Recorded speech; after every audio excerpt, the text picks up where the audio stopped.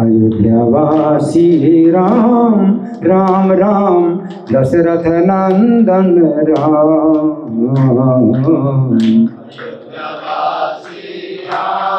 राम राम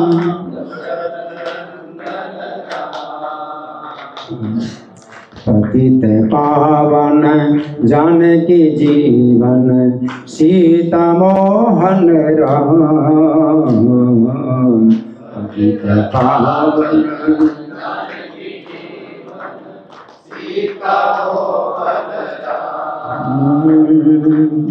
पतित पावन जानकी जीवन सीता मोहन राम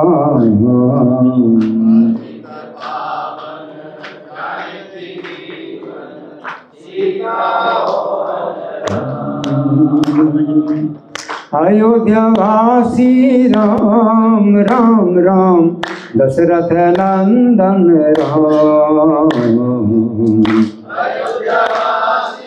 राम राम राम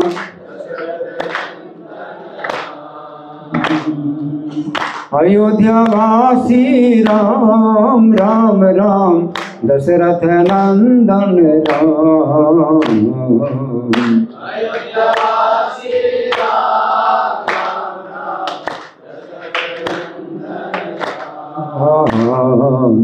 पतित पावन जानकी जीवन सीता मोहन राम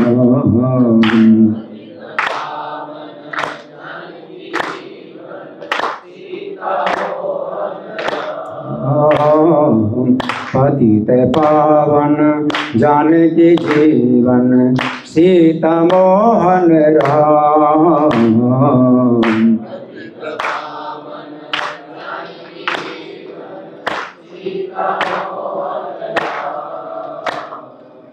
अयोध्यावासी राम राम राम दशरथ नंदन राम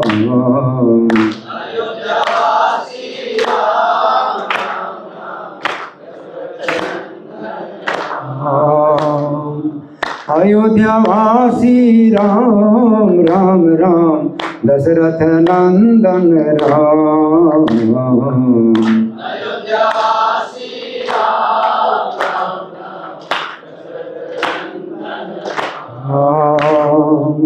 पतित पावन जानकी जीवन सीता मोहन राम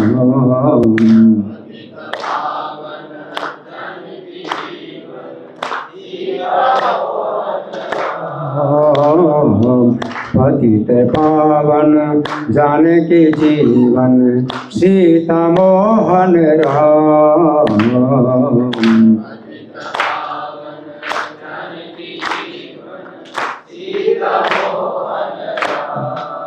नित्य गौर हरि बोल हरि बोल हरि बोल हरि बोल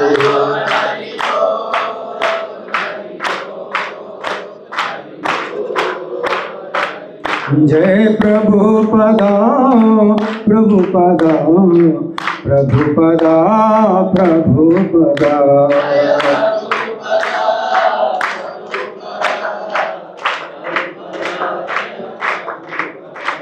श्री श्री राम कथा महामहोत्सव की श्रील प्रभुपाद की।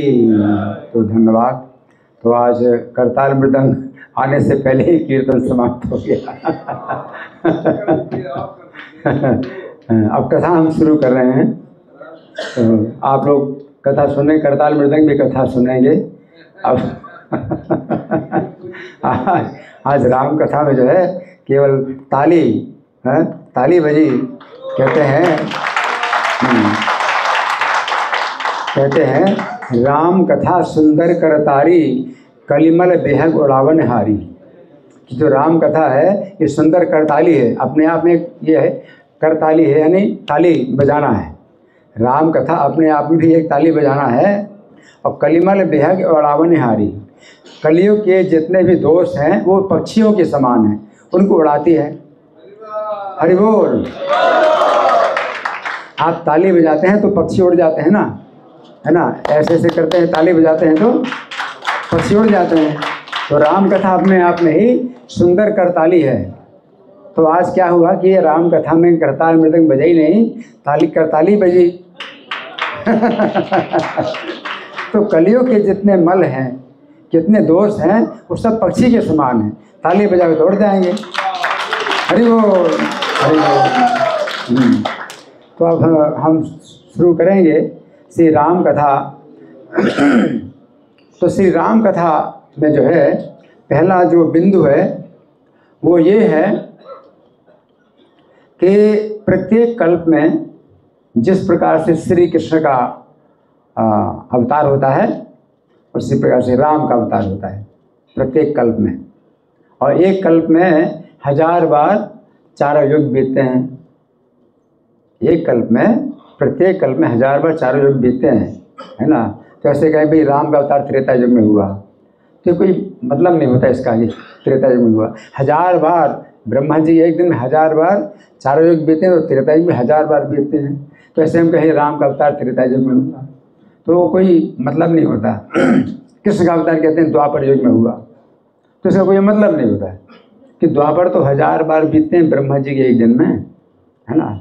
तो श्री कृष्ण का जो है अवतार होता है ब्रह्मा जी के प्रत्येक दिन में, तो वो 7वें मनवंतर के 28वें द्वापर में कृष्ण का अवतार होता है ना। तो ये जो है कुछ बात होती है समझने की, श्री कृष्ण का अवतार प्रत्येक कल्प में एक बार होता है ना। उसी प्रकार से श्री राम का जो अवतार है ब्रह्मा जी के प्रत्येक दिन में, यानी प्रत्येक कल्प में एक बार होता है, और वो 7वें मनवंतर के 24वें त्रेता में होता है।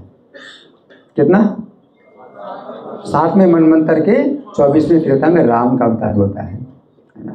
तो श्री राम का अवतार हुआ था इस कल्प में, तो 7वां मनवंतर चल ही रहा है, 24वें त्रेता में श्री राम का अवतार हुआ था।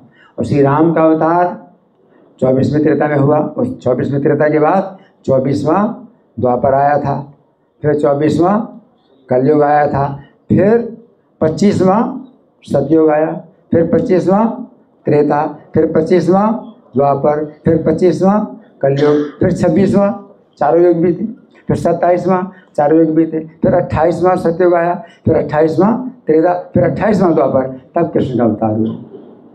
तो राम अवतार में और कृष्ण अवतार में ये अंतर है कि भाई त्रेता का ही अंतर नहीं, भाई त्रेता में हुए और द्वापर में कृष्ण का अवतार हुआ, इतना ही अंतर नहीं है।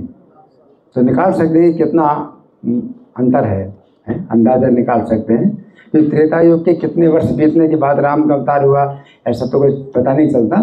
तो अंदाजे से पता चलता है कि राम का अवतार जो है मतलब कि कृष्ण अवतार के बीच में कितना अंतर हुआ। तो अनेक रामायण हैं और राम कथा का वर्णन अलग अलग प्रकार से किया जाता है ना। कुछ बातें तो होती हैं जो कि कॉमन है, सामान्य है ना। राजा दशरथ के पुत्र के रूप में राम का अवतार हुआ, कौशल्या माता के पुत्र के रूप में अवतार हुआ, अयोध्या में उनका अवतार हुआ, रावण ने जो सीता का अपहरण किया। तो ये कुछ मुख्य घटनाएं तो ऐसी हैं जो कॉमन हैं, प्रत्येक रामायण में मिलती हैं। लेकिन कई घटनाएं जो है ऐसी भी हैं जो कि इस कल्प में हुई तो उस कल्प में वो नहीं हुई, तो दूसरी घटनाएं हुई जो इस कल्प में नहीं हुई। तो इस कारण से कई रामायणों में और व्यास जी ने जो है प्रत्येक पुराण में राम कथा का वर्णन किया।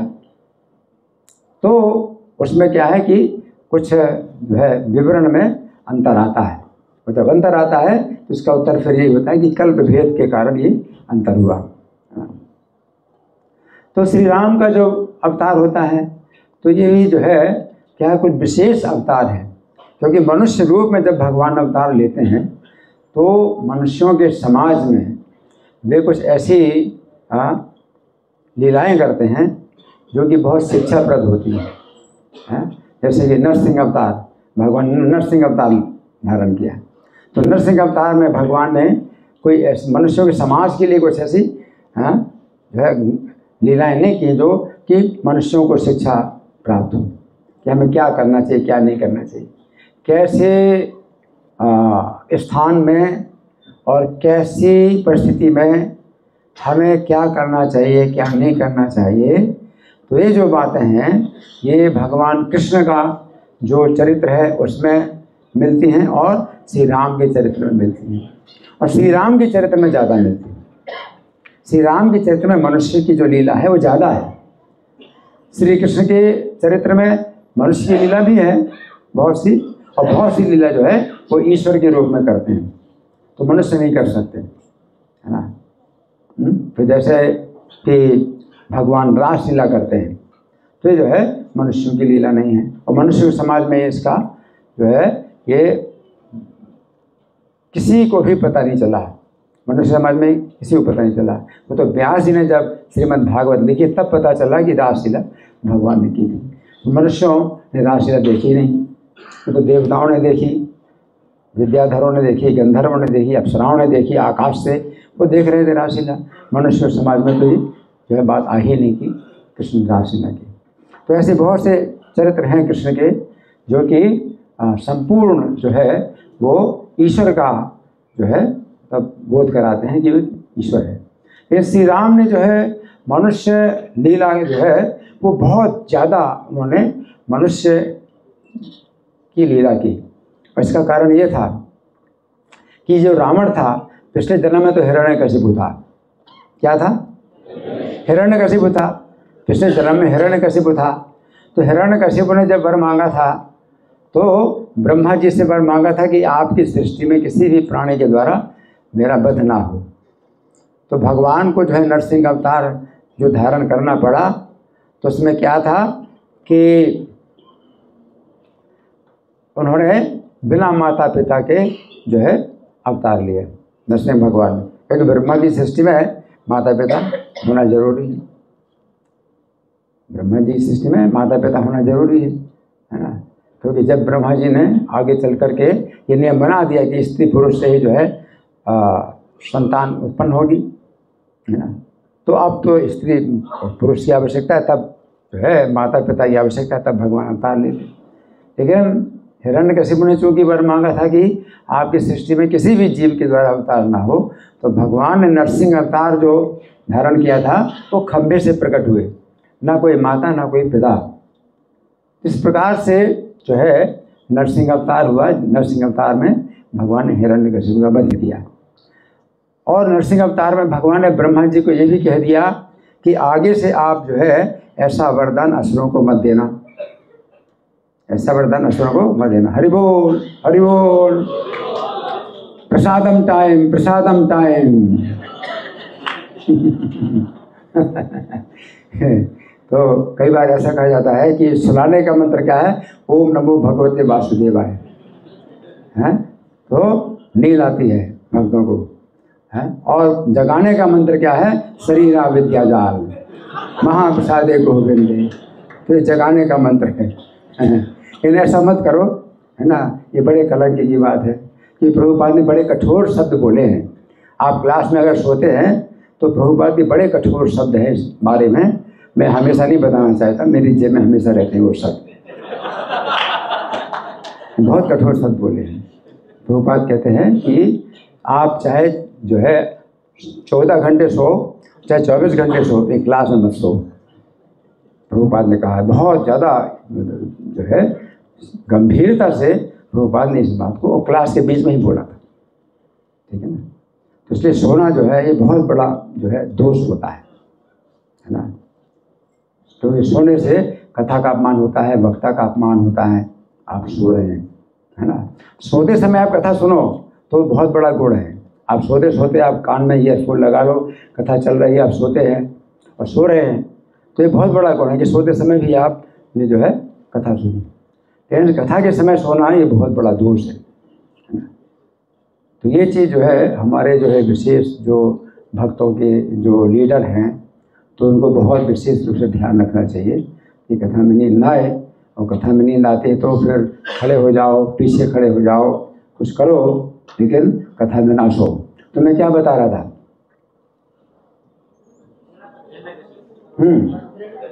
हाँ, हिरण्यकशिपु।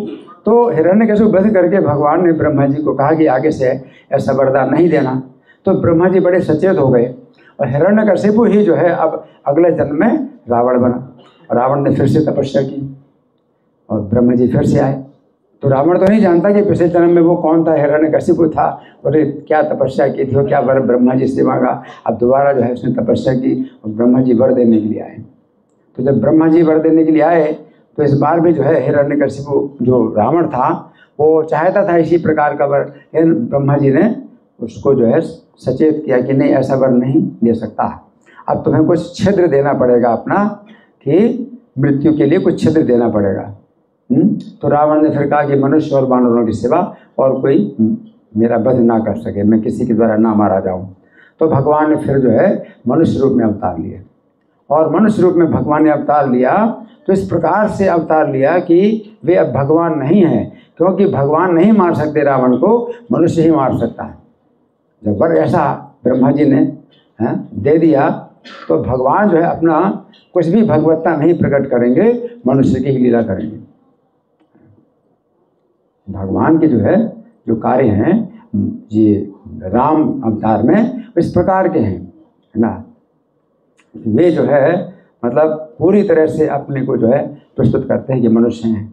जैसे रावण ने जो है सीता का हरण किया तो श्री राम जो है विरह से जो है खोज रहे हैं, विरह में खोज रहे हैं सीता को, और पूछ रहे हैं लताओं से, वृक्षों से, पशुओं से, पक्षियों से सीता का पता पूछ रहे हैं। तो क्या पूरी तरह से मनुष्य की लीला कर रहे हैं, है ना। इस समुद्र में अगर जो है पुल भी बांधा गया तो श्री राम ने जो है अपना स्वयं वो श्रेय नहीं लिया कि भाई मेरे कारण बना, समुद्र को जो है प्रसन्न किया, समुद्र को प्रसन्न किया। समुद्र वैसे नहीं प्रसन्न हुआ तो भय दिखाया, अग्निबाण से समुद्र को जला, मतलब सुखा देंगे, समुद्र को सुखा देंगे अग्निबाण से। तो ऐसे अस्त्र थे तो अग्निबाण से सुखा देते समुद्र को। तो समुद्र के लिए भय उत्पन्न हुआ तो समुद्र फिर सामने आया, और सामने आया तो समुद्र ने फिर कहा कि आप तो अगर चाहें तो मुझे आप पार कर सकते हैं पैदल चलते हुए भी। समुद्र के पास ऐसी शक्ति है कि अगर वो चाहे तो आप जमीन की तरफ समुद्र के ऊपर चल सकते हैं, तो आप समुद्र को पार कर सकते हैं। लेकिन मैं चाहता हूँ कि आपकी कीर्ति आगे चल कर के भी बनी रहे, इसके लिए आप जो है पुल का निर्माण करिए। तो समुद्र ने जो है इच्छा की कि पत्थर तैरे पानी में, तो पत्थर तैरे पानी में। तो भगवान जो है इस प्रकार से समुद्र को जो है वो गुण दे रहे हैं कि समुद्र के गुण से जो है ये समुद्र में जो है पुल बना, पत्थर तैरे। तो भगवान जो है मनुष्य की लीला कर रहे हैं पूरी तरह से, और किसी भी कार्य में जो है अपना वो श्रेय नहीं लेते कि भी मतलब ईश्वर है, परमेश्वर है। इस तरह से जो है श्री राम लीला करते हैं कि कहने को ये होगा कि रावण को एक मनुष्य ने मारा।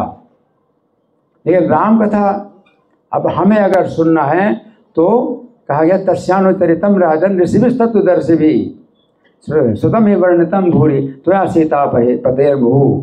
सुखदेव गोस्वामी कहते हैं कि जो ऋषि हैं, तत्वदर्शी ऋषि है, रामचरित्र तुमने उनसे सुना है। तो राम जो है मतलब मनुष्यों के समाज में अपने को पूरी तरह से मनुष्य के रूप में प्रकट करते हैं। लेकिन जब राम कथा का जो है वर्णन किया जाता है तो जो तत्वदर्शी ऋषि होते हैं वो वर्णन करते हैं इस प्रकार से कि वे कौन है, मनुष्य नहीं हो तो भगवान। तो ये जो है मतलब विशेष बात यही है कि भगवान जो है जो रामायण है, रामायण की जो कथा है, तो ये जो तत्वदर्शी ऋषि है तो महादेव जी वर्णन करते हैं राम कथा, तो पार्वती जी को वर्णन करते हैं। तो ये तत्वदर्शी जो बहुत बड़े तत्वदर्शी हैं, शिव जी हैं, जब वर्णन करते हैं राम कथा तो उसमें जो है हमें राम की महिमा का पता चलता है, राम के गुणों का पता चलता है। इसी प्रकार से सुखदेव गोस्वामी वर्णन करते हैं राम कथा का, है ना। और इसी प्रकार से वाल्मीकि मुनि जो है राम कथा का वर्णन। तो तत्वदर्शी ऋषि, तो इसमें फिर ये बात आती है कि रावण को जो है जब ब्रह्मा जी ने वर दिया कि मनुष्यों के सिवा, वानरों के सिवा वो नहीं मारा जाए, तो फिर वो जो है बड़े निस्संग होकर के, उसको कोई अब जो है डर नहीं है, देवताओं पर भी वो आतंक अपना फैला रहा है, हैं, और जितने भी प्रकार के प्राणी हैं, चाहे जो है देवता लोग हो और असुर हो, यक्ष हो, सब पर वह विजय प्राप्त करता था, है ना। और मनुष्यों में भी जो है वो अपना जो है पूरा आतंक फैला रहा था कि सामान्य मनुष्य तो उसको मार नहीं सकता, भगवान ही होंगे, मनुष्य रूप में आएंगे तो मारेंगे, उसका वध करेंगे। तो इसलिए भगवान जो है इस अवतार में अपने को मनुष्य ही दिखाते हैं कि वे जो है भगवान नहीं, है ना। तो जिस समय रावण का इतना आतंक फैल रहा था तो उस समय पृथ्वी के ऊपर भार बहुत बढ़ गया। तो वो जो है हमेशा कहानी यहीं से शुरू होती है कि पृथ्वी के ऊपर जो है ये भार, जो राक्षस रावण और उसके जो अनुयायी राक्षस लोग हैं, तो उनके कारण पृथ्वी के ऊपर भार बहुत बढ़ गया और पृथ्वी जो है ब्रह्मा जी के पास जाती है, गाय का रूप धारण करके और आंसू बहाती हुई अपना दुख बताती है। तो पृथ्वी के ऊपर भार आता है और ब्रह्मा जी जो है फिर क्षीर सागर के तट पर आते हैं और क्षीर सागर तट पर जो है स्तुति करते हैं, प्रार्थना करते हैं भगवान से, भगवान दर्शन देते हैं और ब्रह्मा जी बताते हैं कि मेरे वर्ष के कारण जो है रावण बहुत घमंडी हो गया है, अब उसको कोई डर नहीं है, इसलिए पूरी सृष्टि में जो है अपना आतंक फैला रहा है। तो भगवान कहते हैं कि मैं जो है मनुष्य रूप में अवतार लूँगा। तो ये जो अवतार है भगवान का विशेष रूप से क्या है, मनुष्य रूप में अवतार हुआ। जब मनुष्य रूप में भगवान अवतार लेते हैं तो फिर मनुष्य के रूप में कितनी जो सूक्ष्म से भी सूक्ष्म जो चरित्र हैं उनके, वो सब जो है सुनने लायक हैं और सुनाने लायक हैं, क्योंकि इसमें बड़ा जो है धर्म का विचार होता है, धर्म के अनुसार किस समय क्या करना चाहिए और क्या नहीं करना चाहिए, उस सब बड़ा धर्म का विचार करते हैं, है ना। तो एक तो ये है कि भगवान को मनुष्य अवतार लेना है ना। फिर दूसरा इसमें ये बताइए दशरथ के घर में भगवान अवतार लेंगे, है ना।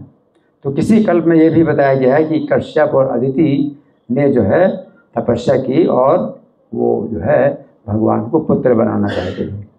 तो एक ही कार्य में भगवान के बहुत से कार्य पूरे होते हैं, है ना। तो रावण को मारने के लिए मनुष्य की पूरी तरह से उनको जो है वो चरित्र अपना प्रकट करना पड़ेगा, और साथ साथ ये भी है कि उनके जो भक्त हैं जो भगवान को अपना पुत्र बनाना चाहते हैं, तो भगवान उनको पुत्र का सुख भी देना चाहते हैं। इस प्रकार से भगवान जो है जन्म की लीला करते हैं, है ना।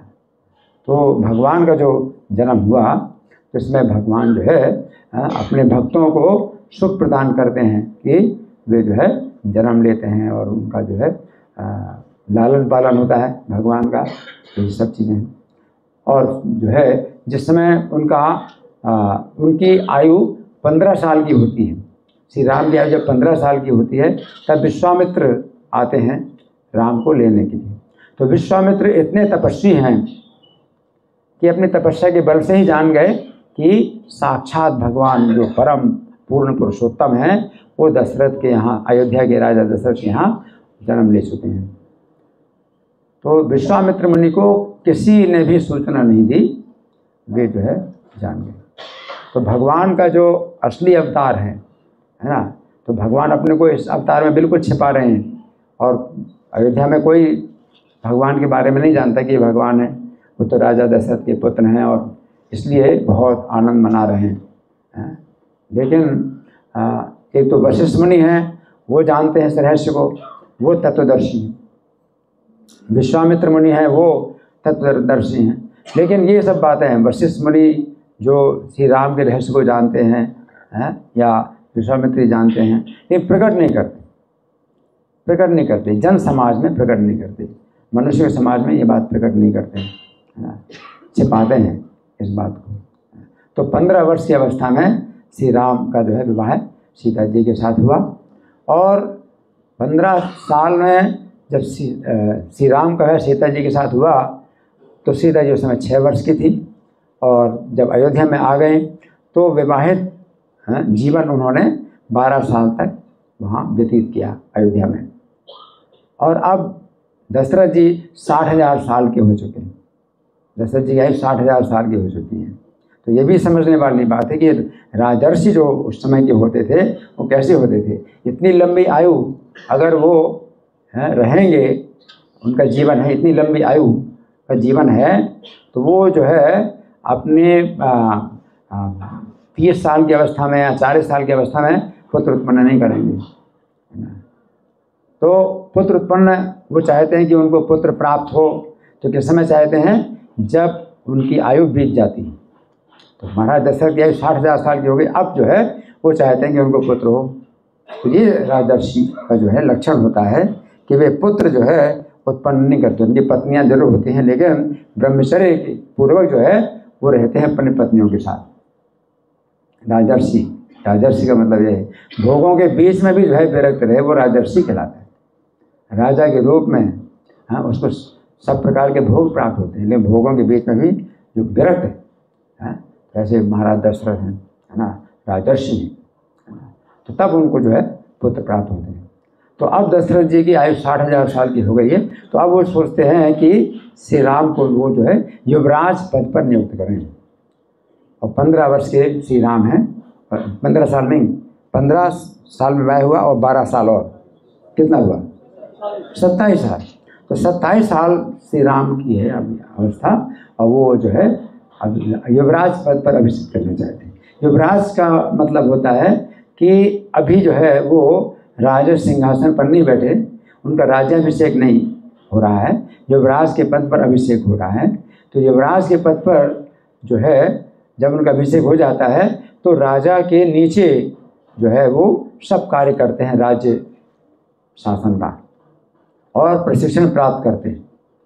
तो युवराज जो है पूरी तरह से राजा का प्रशिक्षण प्राप्त होता है, राजा के साथ, राजा के नीचे, राजा की देख रेख में युवराज जो है सब कार्य करते हैं। तो श्री राम का युवराज पद पर अभिषेक होने वाला था। तो उस समय देवताओं को चिंता हुई देवताओं को चिंता हुई, ब्रह्मा जी को चिंता हुई है कि अगर श्री राम जो है अगर युवराज पद पर अभिषेक हो जाएंगे, तो फिर राज्य के कार्य में, प्रशासन के कार्य में व्यस्त हो जाएंगे, और पृथ्वी का जो भार उतारना है ये कार्य फिर जो है पीछे रह जाएगा। जबकि सबसे पहले ये कार्य होना चाहिए। जो पृथ्वी को कष्ट हो रहा है ना, और जो देवताओं को कष्ट हो रहा है वो कंटक है। अगर आपके पैर में कांटा चुभ जाए तो आपको कैसा लगता है, कितनी जल्दी कांटा निकले, कांटा दूर हो तो आपको कैसा लगता है। तो देवताओं के लिए कंटक है रावण। तो इसका कैसे कितनी जल्दी इसका जो है वध हो, विनाश हो, तो जो है सब देवता लोग चाहते हैं। तो इस प्रकार से देवताओं के द्वारा भी और ब्रह्मा जी के द्वारा भी नारद जी जो है श्री राम के पास एकांत में आते हैं, और एकांत में बताते हैं मुझे ब्रह्मा जी ने भेजा है ना, और आप जो है अगर युवराज पद पर अभिषेक हो जाएंगे तो ये कार्य जो है आपने जिस कार्य के लिए जन्म लिया है ना, तो वो कार्य जो है, जो मुख्य कार्य जो है आपका, वो जो है आपका पीछे हो जाएगा। जो पहले का कार्य है वो पीछे हो जाएगा, है ना। तो श्री राम कहते हैं कि कोई ऐसी बात नहीं है जो मैं नहीं जानता है, तो मैं सब कुछ जानता हूँ, और मैं कल ही जो है वन को चला जाऊँगा। आप लोग चिंता, ब्रह्मा जी को आप मेरा संदेश दे दीजिए। तो फिर ये सब लीला होती है कि कैकेयी की बुद्धि ऐसी भ्रष्ट हुई, मंथरा की बुद्धि भ्रष्ट हुई, तो कैकेयी से उसने बोला, कैकेयी की बुद्धि भ्रष्ट हुई, और उसने जो है श्री राम के लिए 14 साल का वनवास मांगा।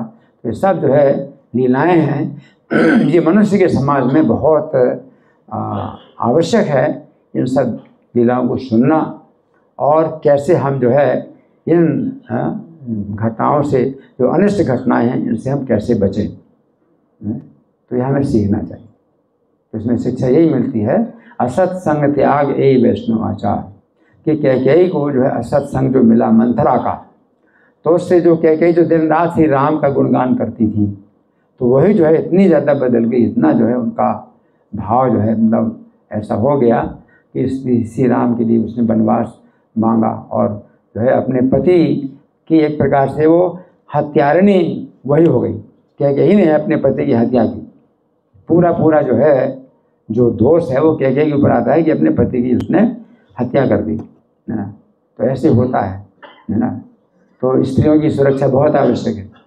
स्त्रियों की सुरक्षा इस प्रकार से भी आवश्यक है कि उनको जो है ऐसे लोगों से जो है मिलने ना दिया जाए जो कि गलत जो है संदेश देते हैं या गलत सुझाव देते हैं और कुछ का कुछ जो है वो समझा देते हैं और दिमाग जो है ऐसा बदल जाए, है ना। तो और इस कलयुग में तो हर व्यक्ति जो है स्त्री की ही तरह कम बुद्धि वाले हैं। स्त्री की जैसे बुद्धि कम मानी जाती है तो आज तो कलयुग में मंदा सुमंदमत्या सामान्य व्यक्ति भी उसी प्रकार का है। तो इसलिए असत्संग से जो है दूर रहना बहुत आवश्यक। नहीं तो ऐसे भी भक्त होते हैं जो कि इतने पक्के होते हैं कि ऐसे अभक्तों के बीच में रह करके भी वो जो है अपनी भक्ति को सुरक्षित रखते हैं और असत्संग का प्रभाव नहीं पड़ता। तो ये भी होता है। लेकिन जो कच्चे भक्त होते हैं तो वो जो है असत संगति में क्या होता है, उनकी भक्ति जो है कच्ची भक्ति है तो वो जो है उनकी भक्ति जो है क्या होती है, उल्टी हो जाती है, बदल जाती है। तो इसलिए बहुत आवश्यक है। तो इसके बाद फिर श्री राम का जो है वनगमन होता है और वनगमन में फिर सीता का अपहरण होता है, रावण सीता का हरण करता है ना। और बहुत इसका जो है विस्तृत चरित्र है श्री राम का कि रावण का फिर वध करते हैं। और रावण का जब वध हो जाता है तो फिर श्री राम जो है सीता को सामने जब देखते हैं तो बड़े कठोर शब्द बोलते हैं। सीता जी को बड़े कठोर शब्द बोलते हैं श्री राम, है ना, कि मुझे जो है श्री राम कहते तो ऐसे हैं कि अपना ही दोष बता रहे हैं, सीता को निर्दोष मान करके अपना ही दोष बता रहे हैं, तो भी वो बातें होती हैं बड़ी अप्रिय। श्री राम कहते हैं कि जैसे नेत्र में कोई अगर बीमारी लग जाए तो सामने जो अग्नि का जो रूप है, जो इतना सुंदर रूप होता है अग्नि का, वो भी जो है अच्छा नहीं लगता आँखों को।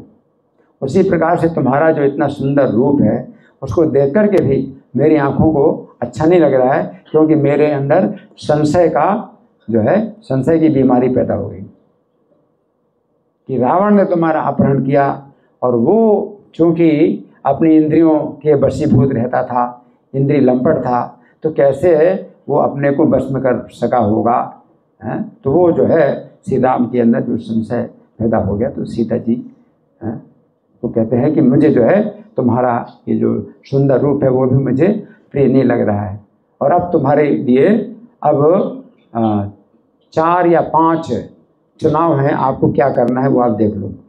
श्री राम कहते हैं लक्ष्मण के संरक्षण में रह सकती हो तुम, मेरे साथ नहीं रहोगी, या तो लक्ष्मण के संरक्षण में रहो, या भरत के संरक्षण में रहो, या शत्रुघ्न के संरक्षण में रहो।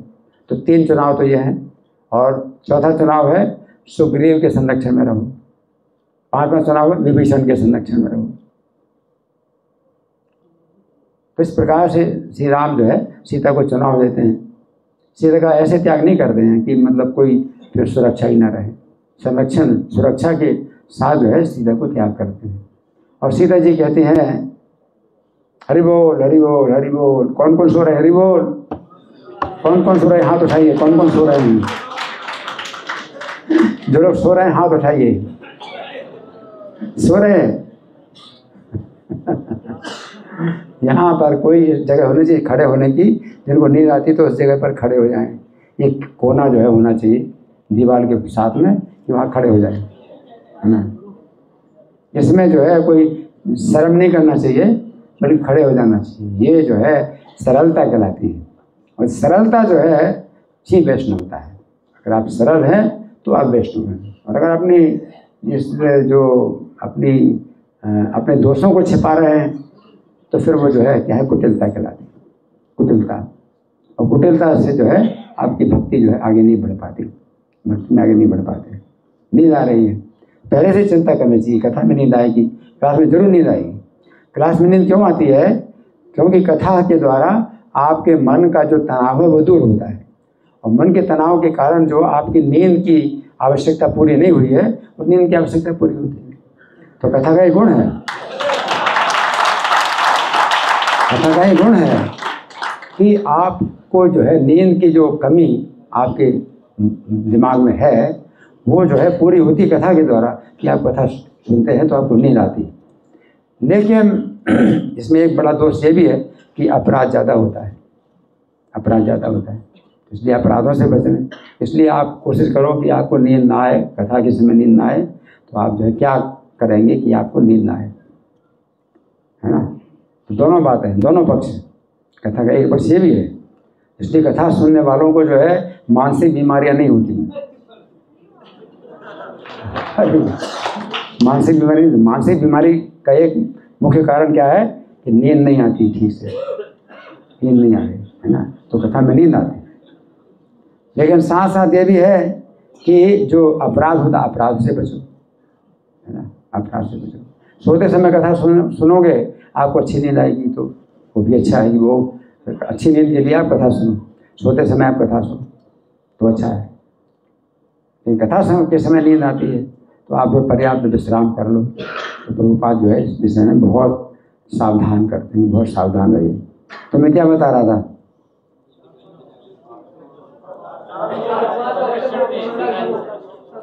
हाँ, श्री राम जो है सीता को 5 चुनाव देते हैं और सीता जी 5 चुनाव में से किसी को भी नहीं चुनती हैं।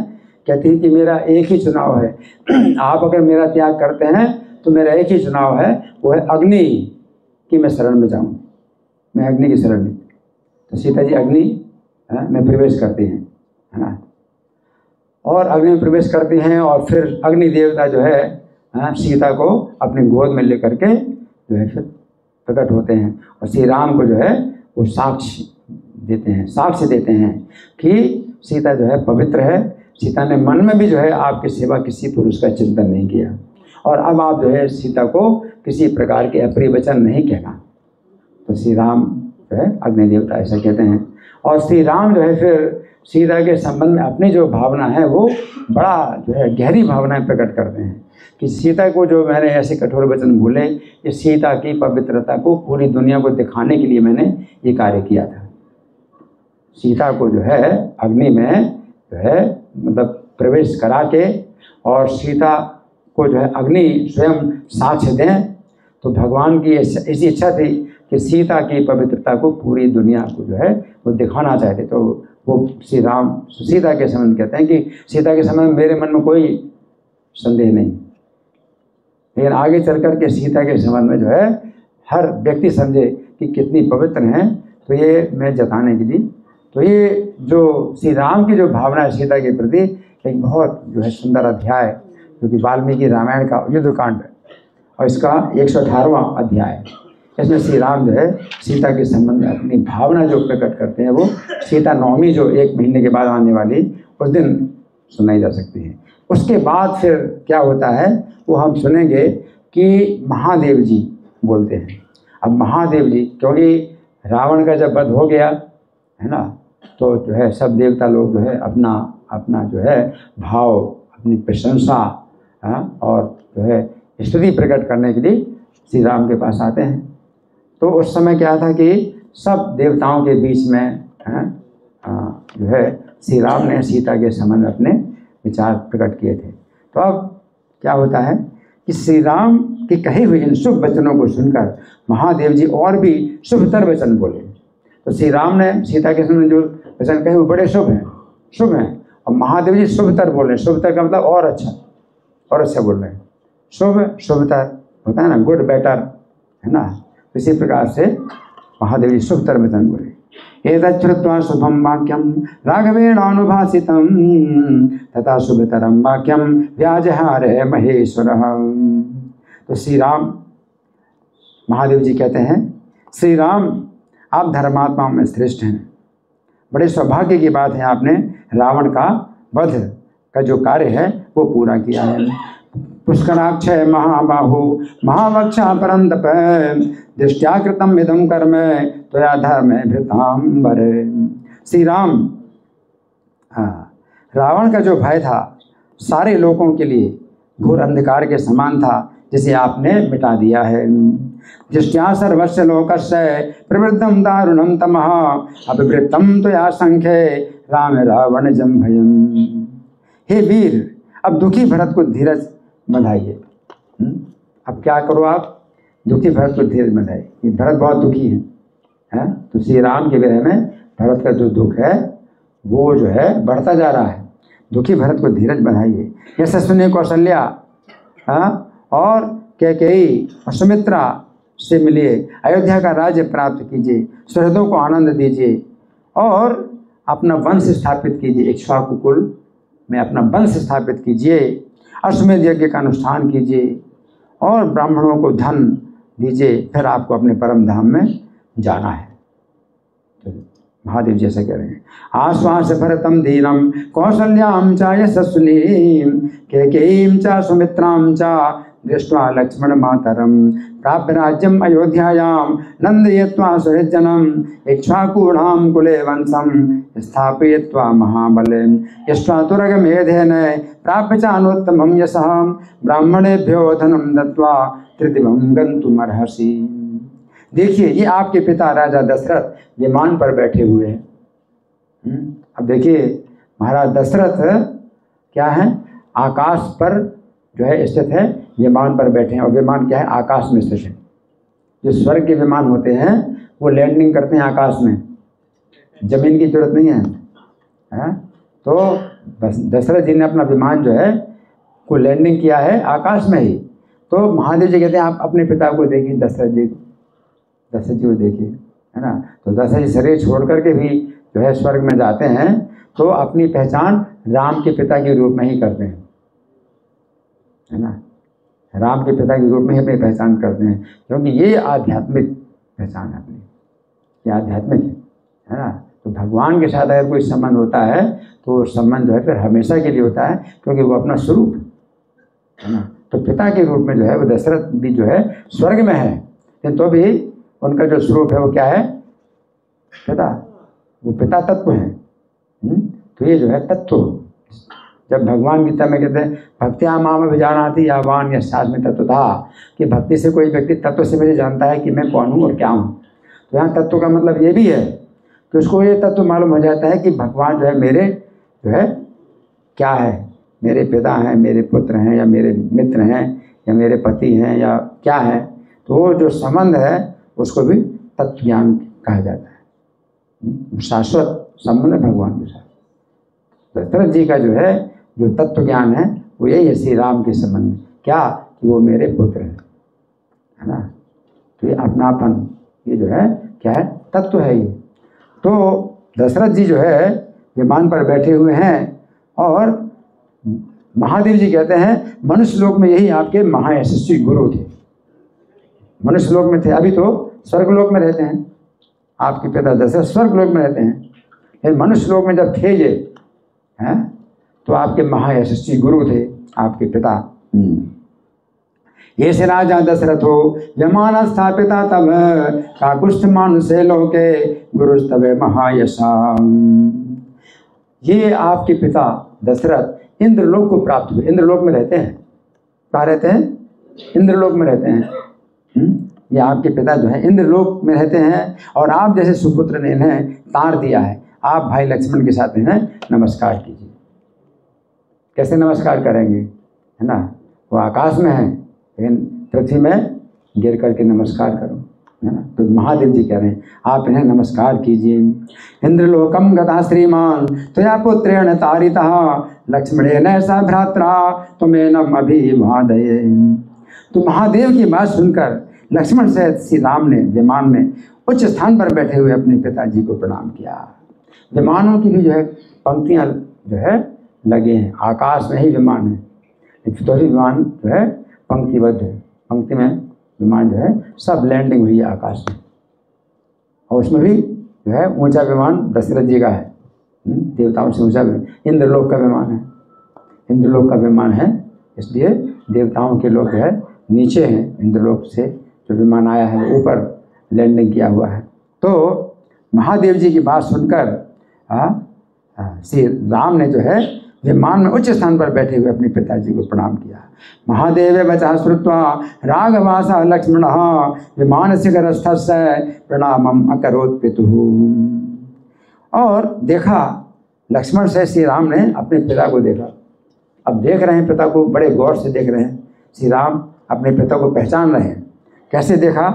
निर्मल वस्त्र धारण किए हुए हैं और दिव्य शोभा से दीप्यमान है ना, क्योंकि देवलोक में रहते हैं, इंद्रलोक में रहते हैं, तो शरीर जो है बहुत विशेष है, शोभायमान है ना। तो दिव्य शोभा से दीप्यमानम स्वया लक्ष्म्या विरजोम्बरधारिणम लक्ष्मणेन सह भ्रात्रा ददर्शय पितरम प्रभु। विमान पर बैठे हुए महाराज दशरथ अपने प्राणों से भी प्यारे पुत्र श्री राम को देखकर बहुत प्रसन्न हुए। तो श्री राम को जो है दशरथ जी देखते हैं, बहुत प्रसन्न होते हैं, प्राणों से भी प्यारे। क्या है? प्राणों के समान प्यारे नहीं, प्राणों से प्यारे। एक होता है प्राण प्रिय है और दूसरा होता है प्राणात प्रियतर, प्राण से भी ज़्यादा प्यार है। तो दशरथ जी जो है श्री राम को जो है प्राणों से ज़्यादा प्यार करते हैं। अब कैकेयी के साथ जब मिलते थे तो कोई कहेगा नहीं कैकेयी से जो है उनका जो काम वासना थी वो उसमें जो है आकर्षण था इसलिए मिलते नहीं। कैकेयी जो है उनको प्राणों के समान प्रिय थी, क्योंकि कैकेयी जो है श्री राम का हमेशा गुणगान करती थी और राम का गुणगान सुनने के लिए कैकेयी से मिला करते थे। हरि बोल। सबसे ज़्यादा कैकेयी जो है राम का गुणगान करती थी, इसलिए सुनते। और फिर जो कष्ट हुआ उनको, वो कष्ट का वर्णन नहीं हो सकता कि कैकेयी ने कैसी बातें कही राम के बारे में, राम का वनवास, तो वो कष्ट को जो है मतलब वो दूर नहीं हो रहा है। अभी दशरथ जी बताएंगे वो जो मेरा कष्ट है वो अभी भी बना हुआ है मेरे हृदय में। तो अभी क्या है कि श्री राम को जो है देख करके जो प्राणों से भी प्यारे हैं, प्राण प्रियतरम दृष्टवा, इसमें क्या प्राण प्रियतरम है। हर्षेण महताविष्टो विमानस्थो महीपति प्राण प्रियतरम दृष्टवा पुत्रम दशरथस्तदा। उस समय क्या किया दशरथ जी ने? दशरथ जी ने क्या किया? अपने आश्रित आसन पर बैठे हुए उन महाबाहु राजा ने उन्हें गोद में बिठाकर दोनों बाहों में भर लिया और इस प्रकार कहा। अब दशरथ जी ने राम को अपनी गोद में बिठाया। ये कैसे? तो विमान उनकी इच्छा के अनुसार जो है नीचे आ सकता है और राम को गोद में बिठा लिया। राम ने जमीन में प्रणाम किया तो दशरथ जी की इच्छा से विमान नीचे आ गया, है ना। इच्छा अनुसार चालित होते हैं विमान, है ना। तो ऐसे विमान इस पृथ्वी पर नहीं मिलते हैं, है ना, कि जब चाहो तो लैंडिंग कर लो और जब चाहो तो ऊपर उठ बढ़ जाए, है ना। तो उन्होंने जो है श्री राम को जो है क्या किया? आरोप्यांके महाबाहुर वरासन गता प्रभु बाहुभ्याम संपरिसज्य ततो वाक्यम समाददे। तो गोद में बिठाया और बाहों से जो है आलिंगन किया श्री राम का, और इस प्रकार कहा। अब क्या कहते हैं देखिए, दशरथ जी की जो है भावना वो क्या, वो स्वर्ग के भोगों में उनका मन लगता है क्या? नहीं, दशरथ जी जो है, दशरथ जी का मन जो है स्वर्ग के भोगों में नहीं लगता। हरि बोल हरि बोल हरि बोल। प्रसादम टाइम, प्रसादम टाइम।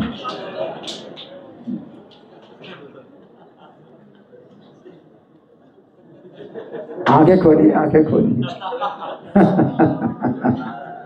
क्या कहा मैंने? हाँ, दशरथ जी जो है क्या बोले, अब सुनो दशरथ जी क्या बोलते हैं श्री राम से, वो भी सुनने वाली बात है, सुनना है। सुनिए। हे राम, मैं तुमसे सच कहता हूँ, तुमसे विलग होकर मुझे स्वर्ग का सुख अच्छा नहीं लगता है। क्या? स्वर्ग का सुख अच्छा नहीं लगता, और देवताओं द्वारा प्राप्त हुआ सम्मान भी अच्छा नहीं लगता है। जितने देवता हैं दशरथ जी का सम्मान करते हैं कि ये जो है परम पुरुष के पिता हैं, तो सब प्रणाम करते हैं दशरथ जी को, और भोग जो मिलते हैं वो भी उनको अच्छा नहीं लगता और सम्मान भी अच्छा नहीं लगता। क्या? राम से दूर होकर। तो दशरथ जी क्या कहते हैं? नमेश्वर गो बहुमतः सम्मान सुरर सब है तो या राम है विहीन से सत्यम प्रति शृणोमि ते। आज मुझे बड़ी प्रसन्नता प्राप्त हो रही है। दशरथ जी कहते हैं आज मुझे बड़ी प्रसन्नता प्राप्त हो रही है। आज तुम शत्रुओं का वध करके पूर्ण मनोरथ हो गए और तुमने वनवास की अवधि भी पूरी कर ली। ये सब देखकर मुझे बड़ी प्रसन्नता हुई। 14 साल का वनवास। वहाँ दशरथ जी जब वहाँ स्वर्ग में हैं तो स्वर्ग में कितना समय बीता है? 14 साल जो पृथ्वी गए हैं, है 7 दिन, 7 दिन 7 रात, 14 साल यहाँ पृथ्वी के हैं। तो 2 साल का 1 दिन होता है क्या स्वर्ग में? यहाँ के 2 साल में जो है स्वर्ग का 1 दिन होता है क्या? गोपी बाबू 6 महीने में 1 दिन, तो 6 महीने 1 दिन, तो मतलब यहाँ का 1 साल 2 दिन के बराबर हुआ, दिन रात 6 महीने का दिन, उत्तरायण के 6 महीने का दिन, दक्षिण के 6 महीने की रात, 14 दिन पर 14 दिन दशरथ जी वहाँ 14 दिन बीते हैं। उत्तरायण के 6 महीने का दिन और दक्षिण के 6 महीने की रात, तो पूरा 1 साल जब यहाँ बीते हैं तो स्वर्ग में 1 दिन रात बीता, उसको भी 1 दिन बोलते हैं ना, दिन रात को। जैसे 14 दिन में जो है ये जो है दशरथ जी जो है देख रहे हैं कि श्री राम ने क्या किया है, वनवास की अवधि पूरी कर ली, शत्रुओं का वध भी कर लिया और वनवास की अवधि पूरी कर ली, एक साथ दोनों कार्य हुए। तो क्या कह रहे हैं? आदित्य आम निहिता मित्रम दृष्ट्वा संपूर्ण मानसम निस्तीर्ण वनवासम चा प्रीतिरासीत पराम में। हे श्री राम, तुम्हें वन में भेजने के लिए कैकेयी ने जो जो बातें कही थी वे सब आज मेरे हृदय में बैठी हुई हैं, वो नहीं निकल रही। क्या ऐसा कह रहे हैं? मेरे हृदय में वो बातें अभी भी घुसी हुई हैं, जैसे बाण घुसा, जैसे समझ रहे मेरे, जैसे कांटा घुसा हो, वो अभी मेरे से निकल नहीं रही है कैकेयी ने जो बातें कही। बाकी कुछ भी नहीं सोचते दशरथ। कैकेयी ने जो बातें कही तुम्हारे संबंध में वो मेरे हृदय से निकल नहीं रही हैं। जैसे ध्रुव महाराज कहते हैं नारद जी से कि सुरुचि ने जो वचन बाण मेरे मतलब मुझे मारे हैं, मेरे हृदय से निकल नहीं रहे। तो सुरुचि ने वचन, सुरुचि के वचन ध्रुव महाराज के हृदय से नहीं निकल रहे। तो ध्रुव महाराज के संबंध में उसने बोले है ना कि तुम जो है भगवान की पूजा करो तो तुम मेरे गर्भ से पैदा होगे, तब पिता की गोद में बैठ पाओगे। हरि बोल हरि बोल हरि बोल। जोर से ताली बजाना पड़ेगा।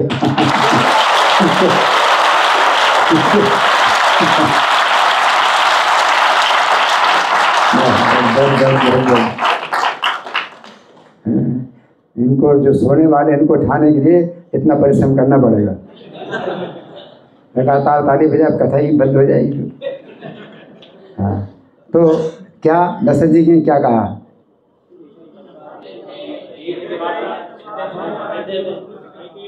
कैकेयी ने जो बातें कही तुम्हारे संबंध में, क्या कहते हैं, तुम्हें वन में भेजने के लिए कैकेयी ने जो जो बातें कही थी ये सब आज मेरे हृदय बैठी हुई है। कैकेयी अजानि चोक्तानि वाक्यानि वदताम्बर तब प्रव्रजनार्थानि स्थितानि हृदये मम। आज भी हृदय से निकल नहीं रही। अब स्वर्ग में कोई जाए तो भोगों में तो इतना आनंद है कि सब भूल जाता है। अब क्या बातें सोचेगा? दशरथ जी वो बातें सोच रहे हैं कैकेयी ने क्या बोला है, उनके हृदय से नहीं निकल रही है ना। आज लक्ष्मण सहित तुमको कुशल पूर्वक देखकर हृदय से लगाकर, अब मैंने तुम्हें हृदय से भी लगा लिया। दशरथ जी अरे आज मुझे सुख मिला है 14 दिन के बाद। यहाँ पृथ्वी के 14 साल हो गए, 14 दिन के बाद मैंने तुमको हृदय से लगाया और तुमको कुशल पूर्वक देखा, लक्ष्मण के साथ कुशल पूर्वक देखा है, हृदय से लगाया है, तो सब दुखों से छुटकारा पा गया हूँ। त्वाम तो दृष्ट्वा कुशलिनम परिस्व जैसा लक्ष्मणम अद्य दुखाद विमुक्तोऽस्मि निहारा देव भास्कर। हे पुत्र, जैसे अष्टावक्र ने अपने धर्मात्मा पिता कहोल नामक ब्राह्मण को उतार दिया था, वैसे ही तुम जैसे महात्मा पुत्र ने मेरा उद्धार कर दिया है। हरि बोल। तो हम तया पुत्र सुपुत्रेण महात्मना अष्टावक्रेण धर्मात्मा कहोलो ब्राह्मण हुआ था। तो अष्टावक्र ने जो है अपने पिता कहोल को जो है तारा था। तो इसका अर्थ क्या है? जो कहोल ऋषि थे तो अष्टावक्र जो है जब गर्भ में थे है ना, तो उनको निमंत्रित किया गया था महाराज जनक के यज्ञ में। महाराज के जनक के यज्ञ में नहीं, सभा में निमंत्रित किया था शास्त्रार्थ के लिए। और जो बंदी नाम का एक ब्राह्मण था वो शास्त्रार्थ करता था इस शर्त पर कि कोई ब्राह्मण अगर हार जाएगा तो उसको पानी में डुबा दिया जाएगा, पानी में डुबा दिया जाएगा। तो कहोल ऋषि शास्त्रार्थ में हार गए और कहोल ऋषि को पानी में डुबा दिया गया। इस प्रकार से जितने भी ब्राह्मण आते थे महाराज जनक के सभा में, तो कहोल जो बंदी नाम का ब्राह्मण था वो शास्त्रार्थ में हरा देता था और वो जो है पानी में डुबा देता था। तो जब अष्टावक्र का जो है जब जन्म हुआ और उनको पता चला कि मेरे पिता को जो है शास्त्रार्थ में पराजित किया बंदी ने और पानी में डुबा दिया, तो वो जो है आए बंदी से शास्त्रार्थ करने के लिए। और बंदी से शास्त्रार्थ करके बंदी को पराजित किया और बंदी को पराजित किया और कहा कि अब इसको पानी में डुबाओ। अष्टावक्र ने कहा इसको पानी में डुबाओ। तो बंदी बोला कि आप चिंता मत करो, मैं तो पानी का ही हूँ, मेरे पिता वरुण देव हैं, मैं वरुण देव का पुत्र हूँ, मैं पानी के अंदर से ही आया हूँ। और आपके पिता जो पानी में डुबाए गए हैं और भी ऐसे 14 ब्राह्मण, उनकी यज्ञ में आवश्यकता थी, तो यज्ञ में आवश्यकता के लिए उनको पानी में डुबाया गया है, अभी वो वापस आएंगे। तो बंदी ने कहा अब आप जो है, क्योंकि हमारे पिता का यज्ञ पूरा हो गया है, तो आपके पिता भी जो है पानी से बाहर निकलेंगे और भी ब्राह्मण हैं जो पानी में डुबाए गए वो पानी से बाहर निकलेंगे। और बंदी जो है मतलब ऐसा कह करके वो दिखाया उसने कि उनके पिता भी पानी से बाहर निकल आए और जितने ब्राह्मण शास्त्रार्थ में हारे थे वो विशेष ब्राह्मण थे जो वरुण देव की यज्ञ के लिए बुलाए गए थे। तो कहोल मुनि ने फिर अष्टावक्र को अपने हृदय से लगाया कि तुमने जो है मेरा अपयश बचा लिया। पिता अगर किसी कार्य में असफल हो जाए और पुत्र जो सफलता प्राप्त करे तो पिता की फिर कीर्ति बढ़ जाती है। तो इसी प्रकार से दशरथ जी जो कह रहे हैं कि तुमने मेरा उद्धार किया, जैसे अष्टावक्र ने अपने पिता कहोल मुनि का उद्धार किया था। आज इन देवताओं के द्वारा मुझे मालूम हुआ कि रावण का वध करने के लिए स्वयं पुरुषोत्तम भगवान ही तुम्हारे रूप में अवतीर्ण हुए हैं। तो दशरथ जी कहते हैं देवताओं के द्वारा अब मैं जब देवलोक में गया तो मुझे पता चला कि मेरे पुत्र जो है स्वयं परम पुरुषोत्तम है। तो देवलोक में इस प्रकार की कोई भ्रांति नहीं होती है। पृथ्वी में अगर भगवान प्रकट होते हैं अपने को छिपाएं तो कोई तो जान लेते हैं कि भगवान है, और सामान्य जो मानव समाज है वो अगर उनको नहीं पहचान पाए तो ये जो भ्रांति है देवताओं में नहीं होती, देवता लोग जो जानते हैं। और स्वर्ग जो देवता लोग हैं तो कुछ ऐसे देवता होते हैं कि जो हम लोगों जैसे भी होते हैं कि मान लो भक्ति कर रहे हैं लेकिन भक्ति में कुछ भोगों की इच्छा है तो स्वर्ग जाते हैं, लेकिन भक्ति फिर भी चलती रहती है और भोगों में लिप्त नहीं होती। तो ऐसे देवता लोग जो है वो स्वर्ग में रहते हैं लेकिन भोगों में लिप्त नहीं होते। तो उनकी चेतना में जो है ये बात आ जाती है कि पृथ्वी में भगवान का अगर अवतार हुआ है तो तुरंत वो स्वर्ग से पृथ्वी में आते हैं भगवान के दर्शन करने के लिए, भगवान की लीलाओं को देखते रहते हैं, भगवान की लीलाओं में पुष्पों की वर्षा भी करते रहते हैं। ऐसा आता है कि देवताओं ने पुष्पों की वर्षा की, तो ऐसे देवता जो है स्वर्ग में होते हैं, है ना। तो पृथ्वी के ही भक्त हैं जो कि स्वर्ग में कोई भोगों की इच्छा बड़ी रही तो भोग की इच्छा भी पूरी होती है, लेकिन भक्ति में भी जो है वो जो है बने रहते हैं। तो दशरथ जी जब वहाँ इंद्रलोक में गए तो देवताओं के द्वारा उनको पता चला। तो दशरथ जी को वशिष्ठ जी ने भी एक बार बताया, जिस समय राम को लेने के लिए विश्वामित्र जी आए तो दशरथ जी जो है राम को नहीं देना चाहते, वो तो प्राण निकल जाएंगे। तब वशिष्ठ जी ने उनको रहस्य बताया कि ये जो है साक्षात पूर्ण पुरुषोत्तम आपके पुत्र के रूप में है, लेकिन किसी को बताना नहीं, आपको मैंने बताया, आपके प्राणों की रक्षा के लिए बताया मैंने। तो दशरथ जी ने उस समय श्री राम को भेज दिया, लेकिन ये जो ज्ञान है उनका वो जो है फिर ढक जाता है योग माया के द्वारा। तो जो उनका वात्सल्य भाव है तो वो जो है ढक देता है, योग माया जो है इस ज्ञान को ढक देती है।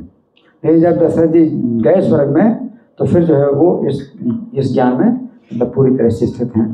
तो दशरथ जी कहते हैं कि आज इन देवताओं के द्वारा मुझे मालूम है आज कि इस रावण का वध करने के लिए स्वयं पुरुषोत्तम भगवान ही तुम्हारे रूप में अवतीर्ण हुए हैं। इदानीं च विजानामि यथा स्वहं मैं सुरेशरे पदार्थम रावणस्य है पीतम पुरुषोत्तमम। श्री राम कौशल्या का जीवन सार्थक है। कौशल्या का जीवन सार्थक है। दशरथ जी के शरीर छोड़ने के बाद जो तीनों पत्नियां थीं, किसी ने भी अपना शरीर नहीं छोड़ा कि पति, वो स्त्री के ऊपर निर्भर करता है कि वो पति के साथ वो जो है चिता में अपना दाह करे या अपने पुत्रों के संरक्षण में रहे। तो राम की कोई भी जो माता हैं, तीनों माताओं में किसी ने भी अपना शरीर नहीं छोड़ा दशरथ जी के शरीर के साथ अपना शरीर दाह करे, ऐसा नहीं किया, है ना। और वास्तव में जो है उनके जो पुत्र हैं तो वो जो है चूँकि साक्षात भगवान है ना, तो ये जो है उनके लिए बड़े सौभाग्य की बात है कि पति नहीं रहे तो भी वो जो है अपने पुत्र का दर्शन करेंगे। तो दशरथ जी क्या कहते हैं, कौशल्या का जीवन सार्थक है जो वन से लौटने पर तुम जैसे वीर पुत्र को अपने घर में हर्ष उल्लास के साथ देखेगी। कौशल्या दर्शन करेगी तुम्हारा, कौशल्या का जीवन सार्थक है ना। सिद्धार्थ कल कौशल्यायां त्वां राम गृहं गतं वनान्यवृत्तं संगृष्टा द्रक्ष्यते शत्रुशोधनम। और वो प्रजा भी कृतार्थ है, अयोध्या की प्रजा। कौन कह रहे हैं? दशरथ जी कह रहे हैं अयोध्या की प्रजा भी कृतार्थ है जो अयोध्या में पहुंचने पर तुम्हें राज सिंहासन पर राजा के रूप में अभिषिक्त होते देखेंगे। वो कृतार्थ है, बहुत बड़ा सौभाग्य प्रजा का। सिद्धार्था खलु ते राम राये त्वां पुरीं गतं राज्ये चैवाभिषिक्तं च द्रक्ष्यन्ते वसुधाधिपम्। और भरत, दशरथ जी भरत के बारे में कहते हैं, भरत बड़ा ही धर्मात्मा है, पवित्र है और बलवान है, वो तुम्हें सच्चा अनुराग रखता है, मैं उसके साथ तुम्हारा शीघ्र ही मिलन देखना चाहता हूँ। दशरथ जी कह रहे हैं मैं मिलन देखना चाहता हूँ। अब मिलन कैसे देखेंगे? तो दशरथ जी वहाँ तो नहीं पहुँचेंगे, लेकिन वो अपनी दिव्य दृष्टि के द्वारा मिलन देख सकते हैं वहाँ इंद्रलोक में रहते हुए भी।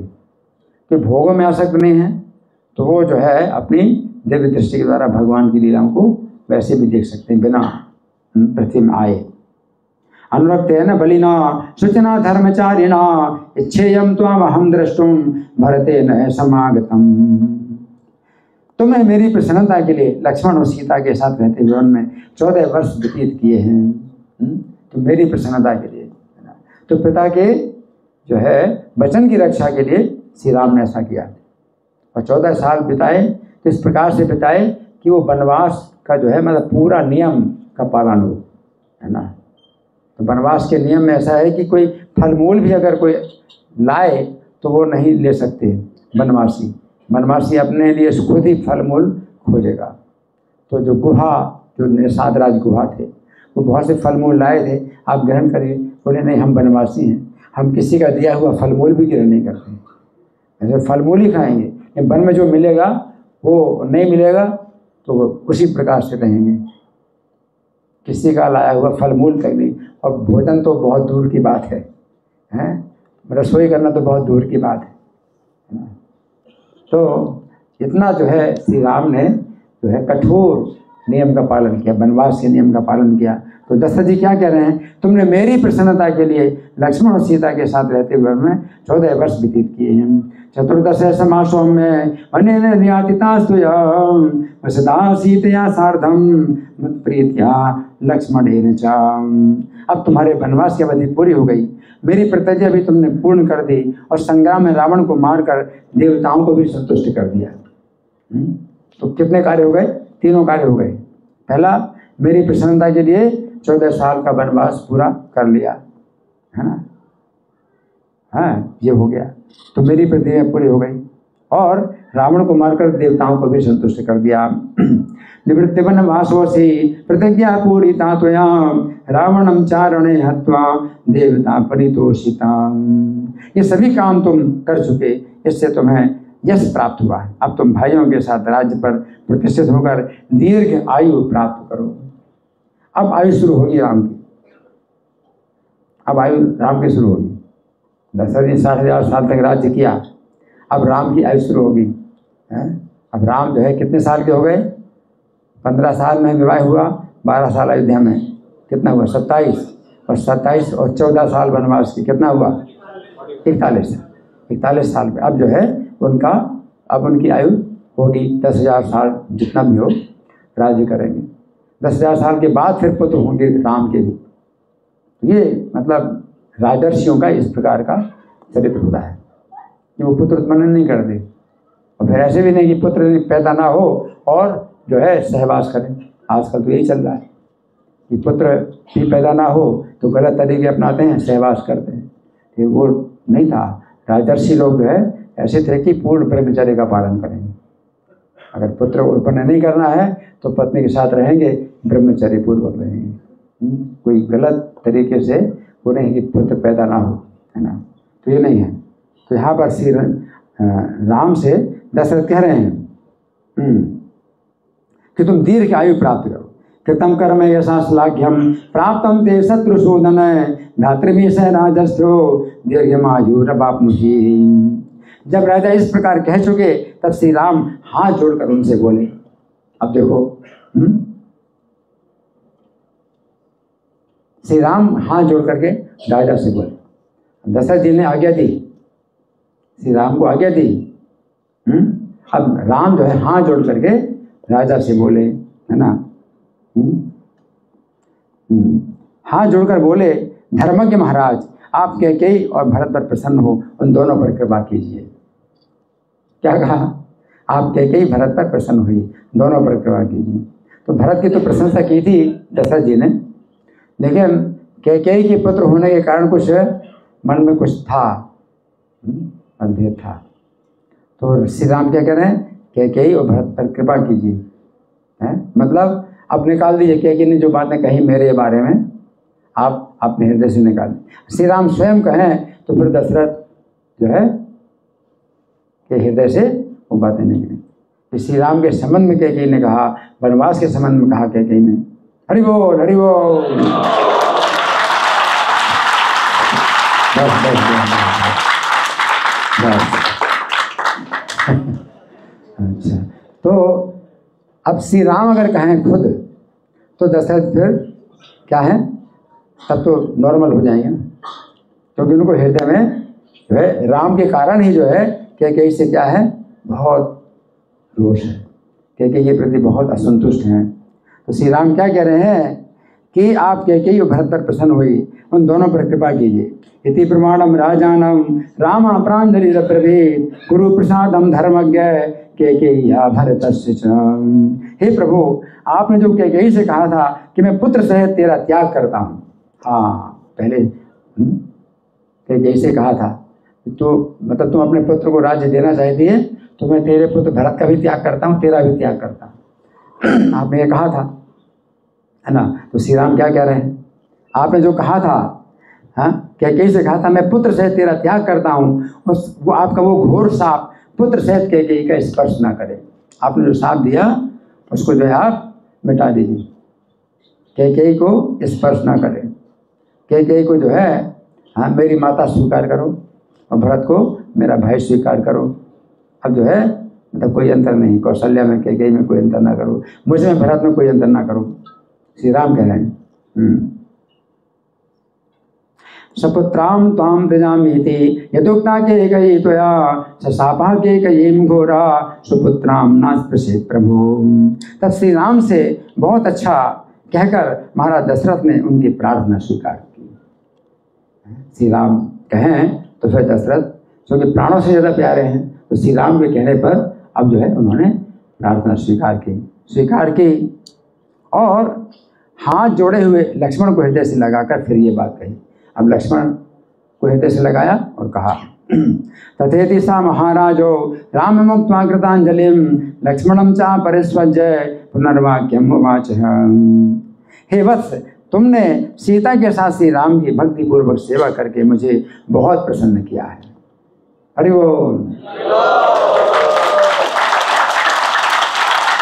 कौन कह रहे? किसने कहा? महाराज दशरथ ने कहा। हैं? किससे कहा? लक्ष्मण से कहा। तुमने सीता सहित राम की जो सेवा की है, उससे तुमने मुझे बहुत प्रसन्न किया है, तुम्हें धर्म का फल प्राप्त हुआ है। रामम शुश्रूषता भक्त्या वैदेह्या सा सीतया कृता मम महाप्रीति प्राप्तम धर्म फलम चते। भविष्य में भी तुम्हें धर्म का फल प्राप्त होगा और भूमंडल में महान यश की प्राप्ति होगी। श्री राम की प्रसन्नता से तुम्हें उत्तम लोक और महत्व प्राप्त होगा। धर्मम प्राप्त धर्मज्ञ यशस्या विपुलम भुवि रामे प्रसन्न स्वर्गम चा महिमानम तथोत्तमम। सुमित्रा का आनंद बढ़ाने वाले लक्ष्मण, तुम्हारा कल्याण हो। तुम श्री राम की निरंतर सेवा करते रहो। ये श्री राम सदा संपूर्ण लोगों के हित में तत्पर रहते हैं। तो राम की सेवा से तुम जो है सबका हित करोगे। रामम शुश्रूष भद्रम ते सुमित्रानंद वर्धन राम सर्वस्व लोकस्य हितेषु अभिरता सदा। देखो, इंद्र सहित ये तीनों लोग सिद्ध और महर्षि भी श्री राम को प्रणाम करके इनका पूजन कर रहे हैं। लक्ष्मण से कह रहे हैं कि देखो यहाँ सिद्ध महर्षि सब श्री राम की पूजा कर रहे हैं। लक्ष्मण से कह रहे हैं, है ना। एते से त्रयो लोका सिद्धाश्चा परमर्षयाम् अभिवाद्य महात्मानं अर्चन्ति पुरुषोत्तमम्। शत्रुओं को संताप देने वाले श्री राम देवताओं के हृदय हैं। यही वेदों द्वारा वर्णित किए हुए अविनाशी ब्रह्म है। एतत्तदुक्तम अव्यक्तम अक्षरम ब्रह्म संहितम देवानां हृदयं सौम्य गुह्यं रामः परन्तपः। विदेह नंदिनी सीता के साथ शांत भाव से इनकी सेवा करते हुए तुमने संपूर्ण धर्म का फल और महान यश प्राप्त किया है। हरि बोल। अब आप धर्माचरणम यशस्या विपुलम त्वया एवं शुश्रूषता व्यग्रम वैदेह्या सह सीतया। लक्ष्मण से ऐसा कहकर राजा दशरथ ने हाथ जोड़कर खड़ी हुई पुत्रवधू सीता को बेटी कहकर पुकारा। पुत्रवधू सीता को भी क्या कहा? बेटी, बेटी कहकर पुकारा और धीरे धीरे मधुर वाणी में कहा। इत्युक्त्वा लक्ष्मणं राजा स्नुषां बद्धांजलिं स्थितां पुत्रीत्याभास मधुरं सनैरेणाम् उवाचः। हे सीते, तुम्हें इस त्याग को लेकर श्री राम पर कुपित नहीं होना चाहिए। श्री राम ने त्याग किया था सीता का, तो दशरथ जी कह रहे हैं राम पर कुपित नहीं होना। श्री राम ने तुम्हारा जो त्याग किया था और फिर सीता अग्नि में प्रवेश हुई थी, तो श्री राम ने तुम्हें जो है जो त्यागा है इस पर श्री राम पर कुपित नहीं होना, क्योंकि ये तुम्हारे हितैषी हैं। संसार में तुम्हारी पवित्रता प्रकट करने के लिए ही इन्होंने ऐसा व्यवहार किया है। दशरथ जी कह रहे है ना। कर्तव्यो न तो वैदेही मनुष्यागम इमं प्रति रामेणेदं विशुद्ध्यर्थं कृतं वे त्वहितैषिणाम्। बेटी, तुमने अपने विशुद्ध चरित्र को जो है प्रकट कराने के लिए जो अग्नि प्रवेश किया, ये दूसरी स्त्रियों के लिए अत्यंत दुष्कर है। तुम्हारा ये कर्म अन्य नारियों के यश को ढक लेगा, अन्य नारियों के यश को ढक लेगा। इसका मतलब तुम्हारा यश सबसे ज़्यादा, सभी स्त्रियों में तुम्हारा यश सबसे ज़्यादा होगा। सुदुष्कर्मेदं पुत्री तव चारित्र्य लक्षणं कृतं यत्ते नानीनां यशो भविष्यति। पति सेवा के संबंध में भले ही तुम्हें कोई उपदेश देने की आवश्यकता ना हो। दशरथ जी क्या कह रहे हैं? उपदेश देने की आवश्यकता नहीं है पति सेवा के संबंध में, किंतु इतना तो मुझे अवश्य बता देना चाहिए कि श्री राम ही तुम्हारे सबसे बड़े देवता हैं। श्री राम ही तुम्हारे सबसे बड़े देवता हैं। न तुम कामं समाधेया भर्तृ शुश्रूषणं प्रति अवश्यम तु मया वाच्यम ऐसे ते दैवतम परम। इस प्रकार दोनों पुत्रों और सीता को आदेश और उपदेश देकर श्री राजा दशरथ विमान के द्वारा इंद्रलोक को चले गए। इति प्रति समादिश्य पुत्रो सीतां च राघवः इंद्रलोकम विमानेन यो दशरथो नृपः। राजा दशरथ अद्भुत शोभा से संपन्न थे। उनका शरीर हर्ष से पुलकित हो रहा था। विमान पर बैठकर सीता से दोनों पुत्रों से विदा लेकर देवराज इंद्र के लोक में चले गए। विमानमास्थाय महानुभावः श्रिया च संघृष्ट तनुर्निपोत्तमः आमंत्र पुत्रो सह सीतया च जगाम देव प्रभरस्य लोकम। तो इस तरह से कथा तो बहुत है। तो अभी 9:14 हुआ है, तो हम 9:45 तक कर सकते हैं। कितना करें, ठीक है। जिनकी सेवा हो जा भी सकते हैं और जो उनको सुनना है वो सुन सकते हैं। 9:45 तक हम करेंगे, ठीक है। अच्छा, अब आगे क्या होता है। महाराज दशरथ के लौट जाने पर इंद्र ने अत्यंत प्रसन्न होकर श्री राम से कहा। श्री राम हाथ जोड़े खड़े हैं इंद्र के सामने, मनुष्य लिया कर रहे हैं, तो इंद्र के सामने श्री राम हाथ जोड़े खड़े हैं। तो इंद्र ने कहा, प्रति प्रयाते काकुस्थे महेंद्र पाक शासन अब्रवीत परम प्रीतो राघवम प्रांजलिम स्थितम। अब इंद्र क्या कहते हैं, श्री राम तुम्हें जो हमारा दर्शन हुआ वो व्यर्थ नहीं जाना चाहिए और हम तुम पर बहुत प्रसन्न हैं, इसलिए तुम्हारे मन में जो इच्छा हो वो मुझसे कहो। अब इंद्र ऐसा कह रहे हैं, तो इससे क्या लगता है कि इंद्र श्री राम से जो है अशुभ बातें बोल रहे हैं, गलत बात बोल रहे हैं कि हम प्रसन्न हैं तुम्हारे ऊपर और हमसे कुछ मांगो। तो आपको क्या लगता है, इंद्र जो कह रहे हैं ठीक है या ठीक नहीं है? ठीक है हाथ उठाइए, ठीक है, और ठीक नहीं हाथ उठाइए, ठीक नहीं है। कुछ लोग हाथ उठाई नहीं रहे ना ठीक है ना ठीक नहीं, कुछ नहीं है। हाँ, भगवान चूंकि स्वयं चाहते हैं कि वे जो है इंद्र से जो है वो नीचे रहें और इंद्र को अपने से श्रेष्ठ बनाना चाहते हैं, तो इंद्र इसी प्रकार से कह रहे हैं, भगवान की मनुष्य लीला में सहयोग देना है इंद्र। तो क्या कह रहे हैं इंद्र, इंद्र ने क्या कहा कि तुम्हें जो हमारा दर्शन हुआ है, वास्तव तो इंद्र का भाग है कि भगवान के दर्शन करें, राम के दर्शन करें, लेकिन बोलना पड़ रहा है उनको, तुम्हें जो हमारा दर्शन हुआ है वो व्यर्थ नहीं जाना चाहिए और हम तुम पर बहुत प्रसन्न हैं, इसलिए तुम्हारे मन में जो इच्छा हो वो मुझसे कहो, है ना। भगवान जो है, भगवान प्रसन्न होते हैं। अपने से छोटा भी आप भगवान को मानते हैं, लेकिन अगर स्नेह होता है भगवान के प्रति तो भगवान जो है उसमें बड़े संतुष्ट होते हैं। भगवान को अपना छोटा भाई भी मान लो, अपना पुत्र भी मान लो, भगवान उसमें भी राजी, लेकिन होना चाहिए प्रेम, है ना। तो इंद्र कहते हैं, अमोघम दर्शनम राम तवास्माकम नरसभ प्रीति युक्ता स्मृते नतम ब्रूहियन मन से चितम। इंद्र ने जब प्रसन्न होकर ऐसी बात कही तब श्री राम के मन में बड़ी प्रसन्नता हुई, श्री राम के मन में बड़ी प्रसन्नता हुई, है ना। ये नहीं राम के मन में ऐसे है कि क्या बात करते हो, है तुम्हें मेरा दर्शन हुआ तुम्हारा सौभाग्य, तुम ये कह रहे हो कि मुझे तुम्हारा दर्शन हुआ, नहीं। श्री राम बड़े प्रसन्न हुए, श्री राम बड़े प्रसन्न हुए, है श्री राम को बड़ी प्रसन्नता हुई और उन्होंने हर्ष से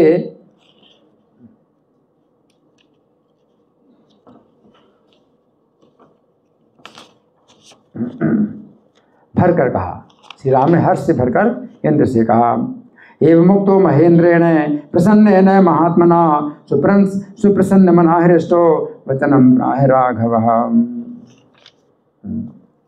हे देवेश्वर, यदि आप मुझ पर प्रसन्न हैं तो मैं आपसे एक प्रार्थना करूंगा, आप मेरी इस प्रार्थना को सफल कीजिए। भगवान जो प्रार्थना करें, इंद्र से प्रार्थना कर रहे हैं, है ना।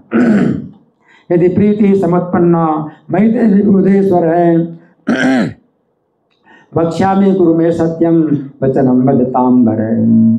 मेरे लिए युद्ध में पराक्रम करके जो यमलोक को चले गए हैं वे सब वानर नया जीवन पाकर उठ खड़े हों। श्री राम कह रहे हैं मेरे लिए उन्होंने युद्ध में जो है पराक्रम किया है और यमलोक को चले गए, सब वानर नया जीवन पाकर उठ खड़े हों। मम हेतु पराक्रांता ये गता यम साधनम ते सर्वे जीवितम प्राप्य समुत्तिष्ठन्तु वानरा। हे मानद, जो वानर मेरे लिए अपने स्त्री पुत्रों से बिछुड़ गए उन सबको मैं प्रसन्न चित्त देखना चाहता हूँ। मत्कृते विप्रयुक्ता ये पुत्रैर्दाने स वानरा तान् प्रीति मनसा सर्वान् द्रष्टुमिच्छामि मानद। तो श्री राम क्या कह रहे हैं कि वो जो है अपने स्त्री पुत्रों से जो बिछुड़ गए हैं वानर, वो अपने स्त्री पुत्रों के साथ में पहुंच जाएं। वे पराक्रमी सूरवीर थे, मृत्यु को कुछ भी नहीं गिनते थे, उन्होंने मेरे लिए बड़ा प्रयत्न किया है, अंत में काल के गाल में चले गए हैं, आप उन सबको जीवित कर दीजिए। श्री राम ने किससे कहा? इंद्र से कहा, उन सबको जीवित कर दीजिए। विक्रांताश्चापि शूराश्च न मृत्युम गणयन्ति च कृतयत्ना विपन्नाश्च जीवयतान पुरंदर। जो वानर सदा मेरा प्रिय करने में लगे रहते थे और मौत को कुछ नहीं समझते थे, वे सब आपकी कृपा से फिर मुझसे मिलें, यही वर मैं चाहता हूँ। तो भगवान जो है दिखा रहे हैं कि वे तो मनुष्य हैं, वो मनुष्य जो है मरे को जीवित नहीं कर सकता। ये जो देवता इंद्र हैं वे मरे को जीवित कर सकते हैं। तो भगवान ये दिखा रहे हैं, मनुष्य लीला कर रहे हैं, है ना। मत प्रिय सुभिरक्ताश्च न मृत्युम गणयन्ति तत्प्रसादान समय युस्ते परमेतम अहम दृढ़े। हे देवराज, मैं उन वानर, लंगूर और भालुओं को निरोग, व्रणहीन और बल पौरों से संपन्न देखना चाहता हूँ। निरोग हो सब वानर भालू, निरोग हो, बल संपन्न हो और व्रणहीन हो, यानी घाव सब दूर हो जाए। हरि बोल हरि बोल हरि बोल। जीव जागो जीव जागो, जागो जागो। बहुत परिश्रम हो रहा है जगाने में, जागने में बड़ा परिश्रम हो रहा है। हरि बोल। क्या सुना? जीव जागो। कथा कथा कथा में क्या सुना? वानरों को जीवित कर दो। तो क्या कह रहे हैं कि वो आपकी कृपा से मुझसे फिर मिल लें, हैं जो मेरा सदा प्रिय करने में लगे रहते थे और मौत को कुछ भी नहीं समझते थे, आपकी कृपा से फिर मुझसे मिलें, मेरा मिलन हो जाए, ये वर मैं चाहता हूँ। श्री राम कितने इसे क्या कहेंगे, एहसानमंद, कृतज्ञ, कृतज्ञ, उसको कृतज्ञता कहते हैं। श्री राम कितने कृतज्ञ हैं, वानर भालुओं के प्रति भी कितने कृतज्ञ हैं, है ना, कि जो मेरे कार्य के लिए मौत को कुछ नहीं समझते थे, तो मैं उनसे मिलना चाहता हूँ। आप कृपा करें तो वो मुझसे मिले। मत प्रेस नीरुतो निर्प्रणाश्चैव संपन्न बल पौरुषान गोलांगूलां तथा रक्षस्याम दृष्टुमिच्छामि मानद। ये वानर जिस स्थान पर रहे वहाँ असमय में भी फल मूल और पुष्पों की भरमार रहे और निर्मल जल वाली नदियाँ बहती रहें। श्री राम जी, ये वानर जहाँ भी रहेंगे वहीं पर अगर समय ना भी हो तो भी फल फूल खूब होगा। फल का भी समय होता है ना, ठीक है। वानरों के लिए भगवान क्या कह रहे हैं, जहाँ भी रहेंगे तो अगर समय ना भी हो फल का तो भी फल पैदा हो वहाँ, और नदियों से खूब निर्मल पानी भी मिले इनको। ये बंदर लोग हैं, ये थोड़ी फल मूल इकट्ठा करते हैं या पानी इकट्ठा करते हैं। तो नदियाँ जो है पानी, नदियों से पानी, निर्मल पानी बहता रहे, हैं। तो श्री राम जो है ये इंद्र से कह रहे, अकाले चापि पुष्पाणि मूलानि च फलानि च नद्यश्च विमलास्तत्र तुष्ठेयुर्यत्र वानरम्। श्री राम की बात सुनकर महेंद्र ने प्रसन्नतापूर्वक क्यों उत्तर दिया। अब महेंद्र या इंद्र ने प्रसन्नतापूर्वक उत्तर दिया। तो सुनिए इंद्र क्या बोले। श्रुत्वा तु वचनं तस्य राघवस्य महात्मनः महेंद्र प्रत्युवाचेदं वचनं प्रीति संयुतम्। हे तात, आपने जो वर मांगा है ये बहुत बड़ा है, बहुत मुश्किल है। आप समझे, जो वर मांगा बहुत मुश्किल है कि कितनी संख्या में वानरों को जीवित करना होगा, और यमलोक में गए हैं, ये सब लोग वानर यमलोक में गए, तो बहुत संख्या है। आपने बहुत जो है ये बहुत बड़ा वर मांगा है, और तथापि मैंने कभी दो तरह की बात नहीं की है, इसलिए ये वर अवश्य सफल होगा।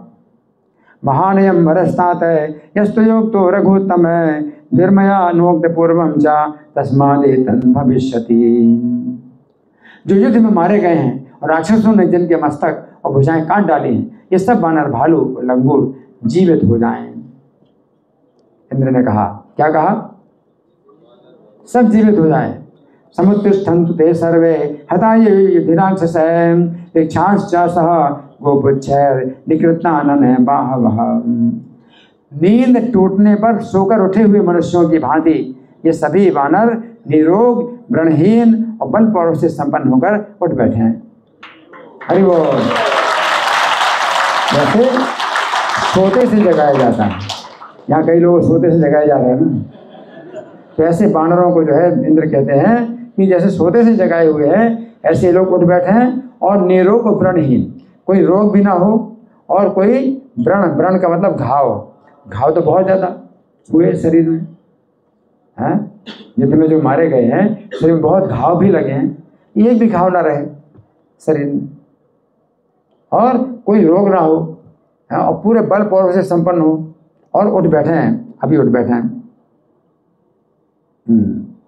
नीरजो निर्वणाश्चैव संपन्न बल पौरुषा समर्थाश्चन्ति हरिया सुप्ता निद्राक्षये यथा। सभी परम आनंद से युक्त होकर अपने सुहृदों, बांधवों, जाति भाइयों और स्वजनों से मिलेंगे। सुहृद्भिर्बान्धवैश्चैव ज्ञातिभिः स्वजनेन च सर्वे समेष्यन्ते संयुक्ता परयामता। और हे वीर, ये वानर जहाँ रहेंगे वहाँ असमय में भी वृक्ष फल फूलों से लग जाएंगे, जहाँ भी रहें। असमय का मतलब जब ऋतु नहीं होती है तो भी फल पैदा होंगे। कितनी बड़ी बात है। कोई भी फल पैदा होता है तो अपने ऋतु के अनुसार पैदा होता है। इंद्र कहते हैं ये जहाँ भी रहेंगे वहीं पर असमय में भी फल पैदा होंगे, और नदियाँ जल से भरी रहेंगी, नदियों में पानी भरा रहेगा। कितनी बड़ी बात है। अकाले पुष्प सबला, अकाले पुष्प सबला फलवंतस्य पादपः भविष्यन्ति महेश्वास नद्यस्य सलिलायुता। इंद्र के इस प्रकार कहने पर वे सब श्रेष्ठ वानर, जिनके सब अंग पहले घावों से भरे थे, उस समय घाव रहित हो गए और सभी सोकर जगे हुए की भांति सहसा उठकर खड़े हो गए।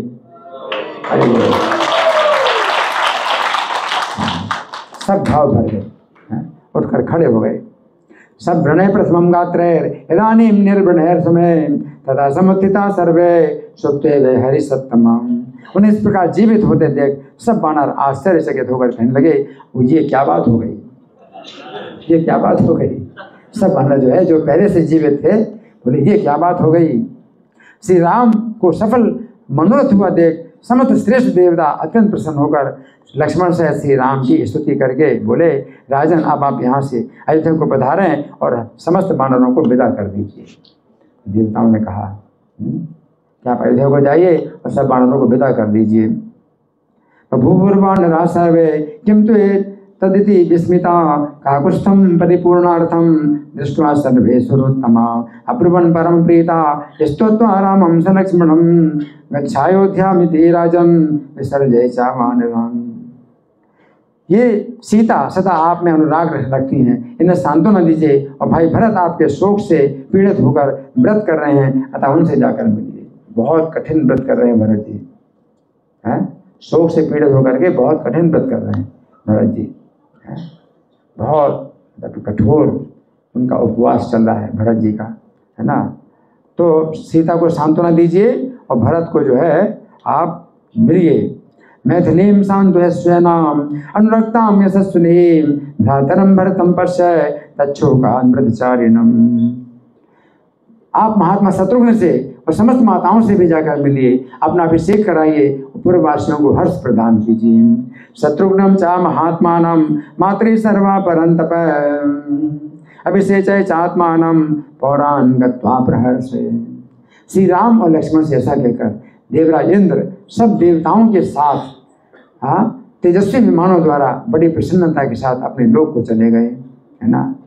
तो इसमें क्या बताया है, एवं उक्त्वा सहस्राक्षो रामं सौमित्रिणा सह विमाने सूर्य संकाशैर यवहृष्टा सुरे सह।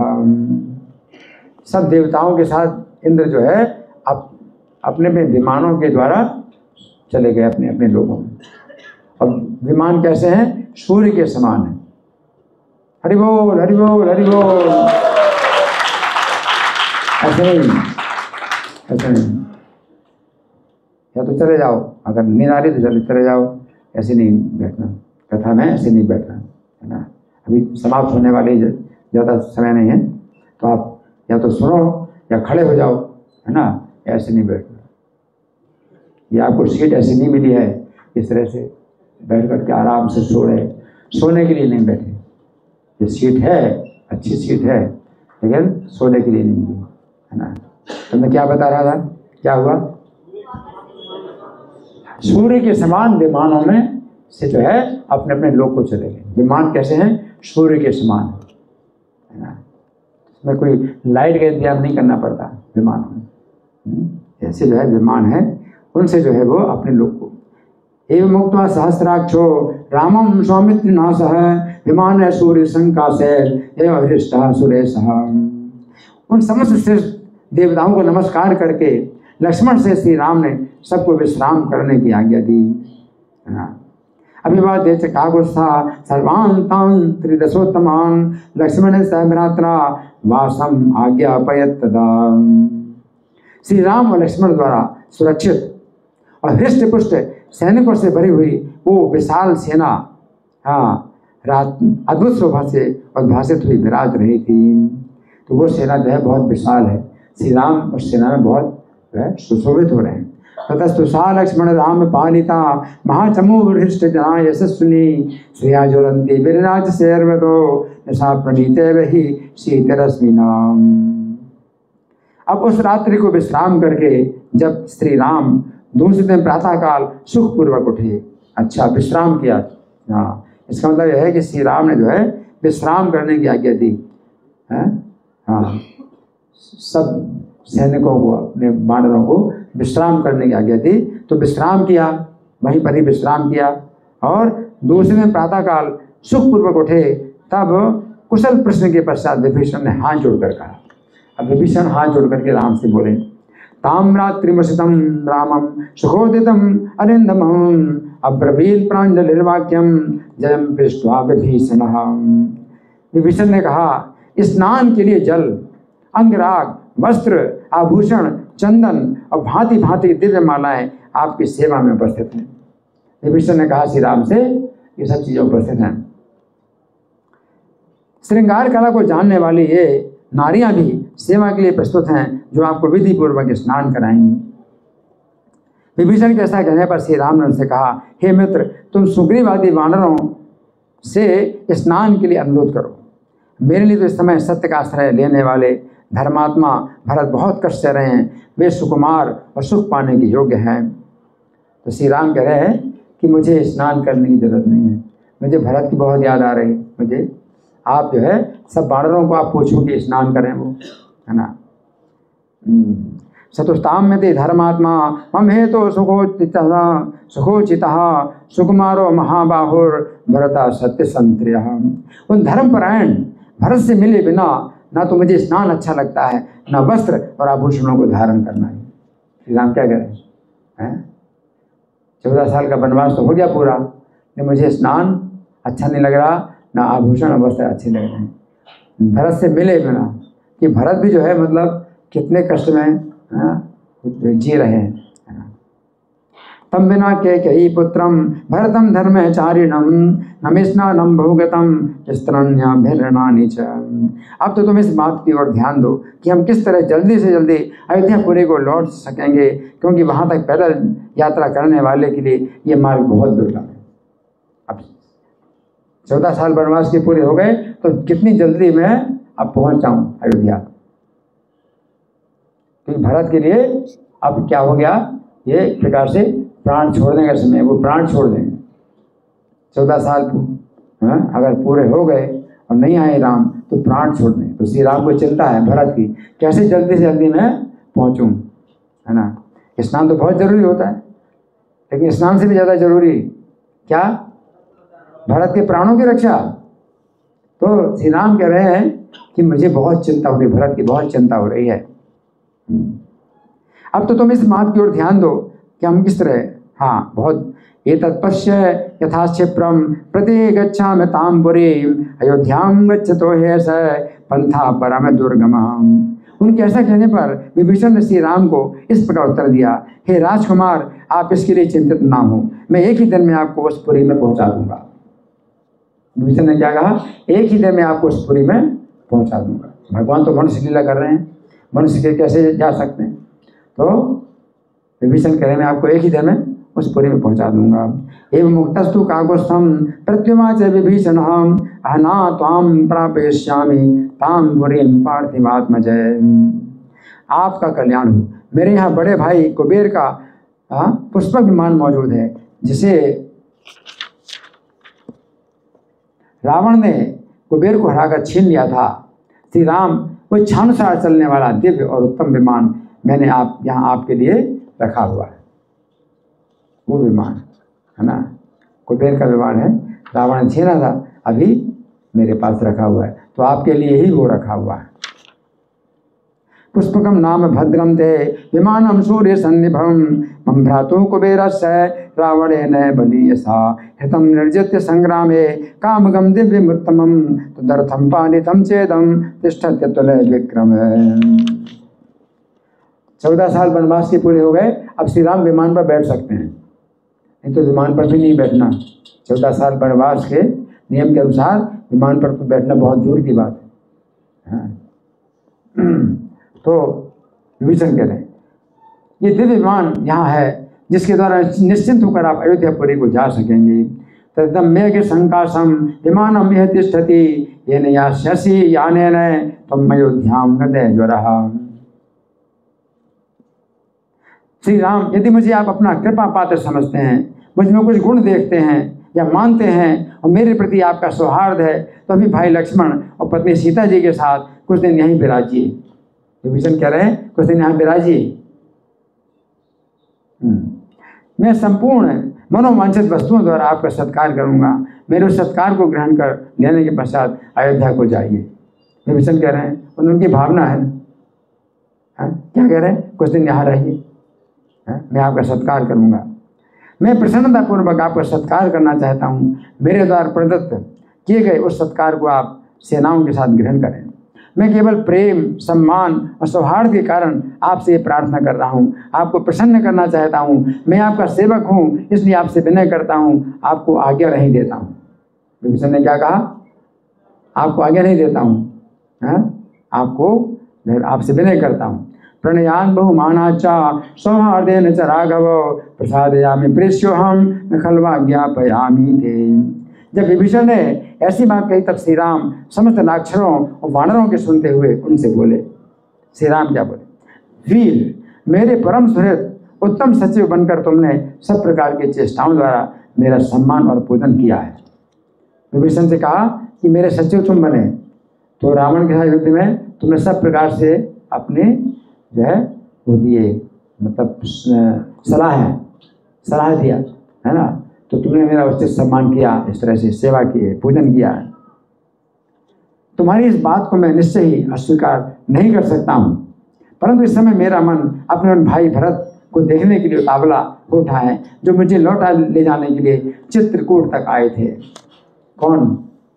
भरत मुझे लौटा लाने चित्रकूट तक आए थे और मेरे चरणों में सिर झुकाकर याचना करने पर भी जिनकी बात मैंने नहीं मानी थी, भरत की बात मैंने नहीं मानी थी, है ना, उनके सिवा माता कौशल्या, सुमित्रा और यशस्विनी कैकेयी और मित्रवर गुहा और नगर जनपद के लोगों को देखने के लिए भी मुझे बड़ी उत्कंठा हो रही है।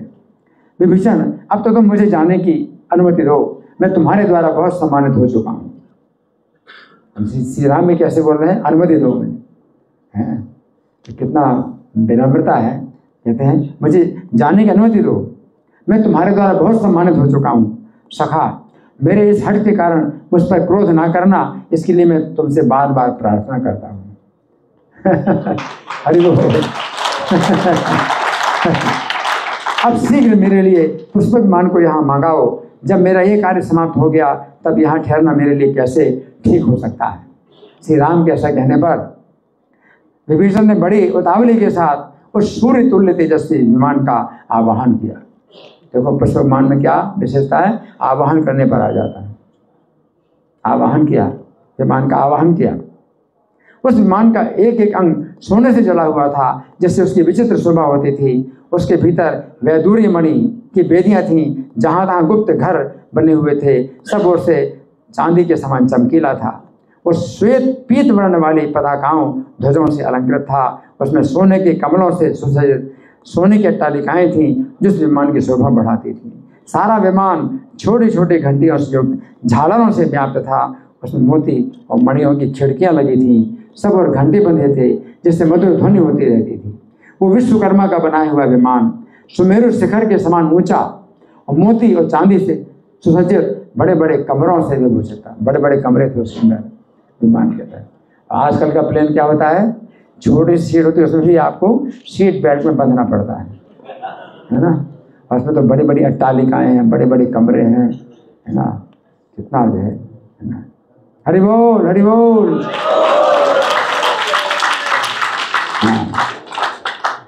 उसकी फर्श स्फटिक मणि से जड़ी हुई है। स्फटिक मणि क्या है?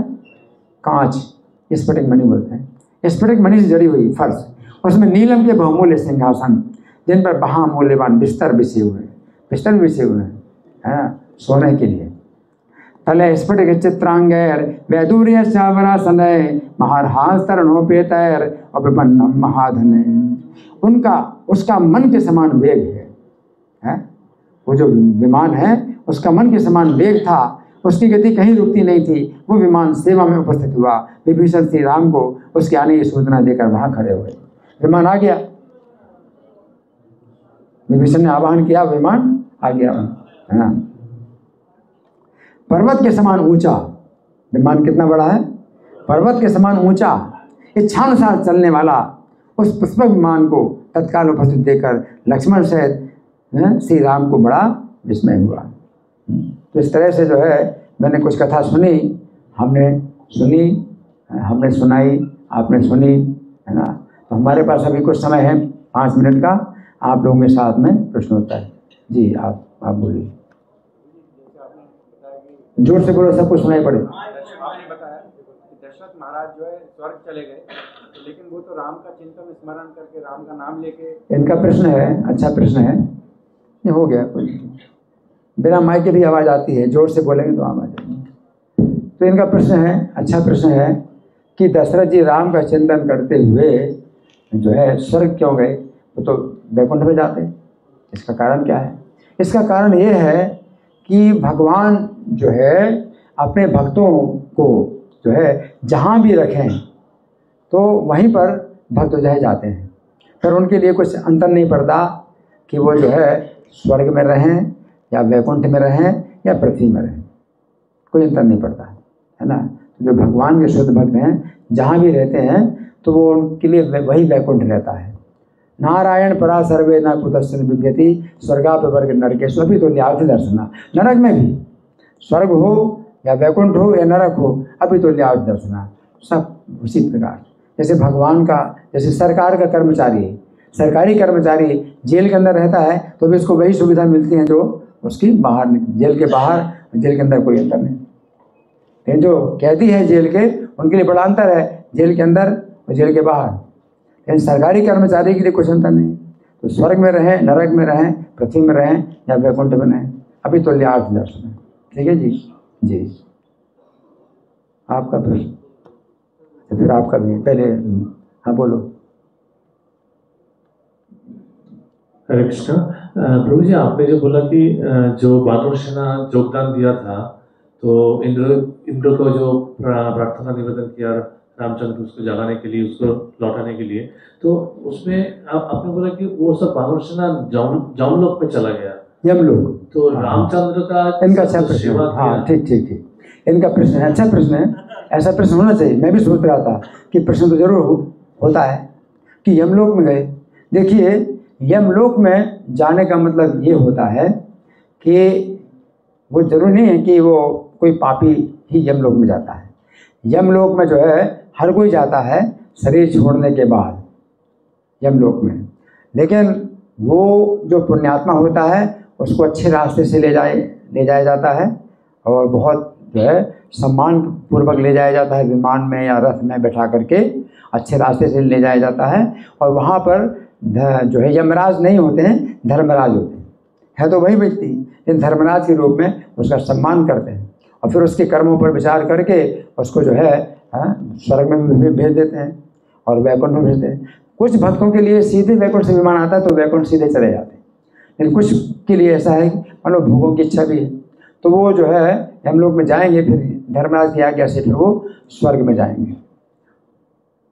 तो जो स्वर्ग में जाते हैं वो भी यमलोक होकर के जाते हैं, लेकिन वो यमलोक उनके लिए यमलोक नहीं होता है, वो धर्मलोक होता है। धर्म, वो यमराज नहीं, धर्मराज, उनको दर्शन होता है धर्मराज का बड़ा जो है सौम्य रूप में।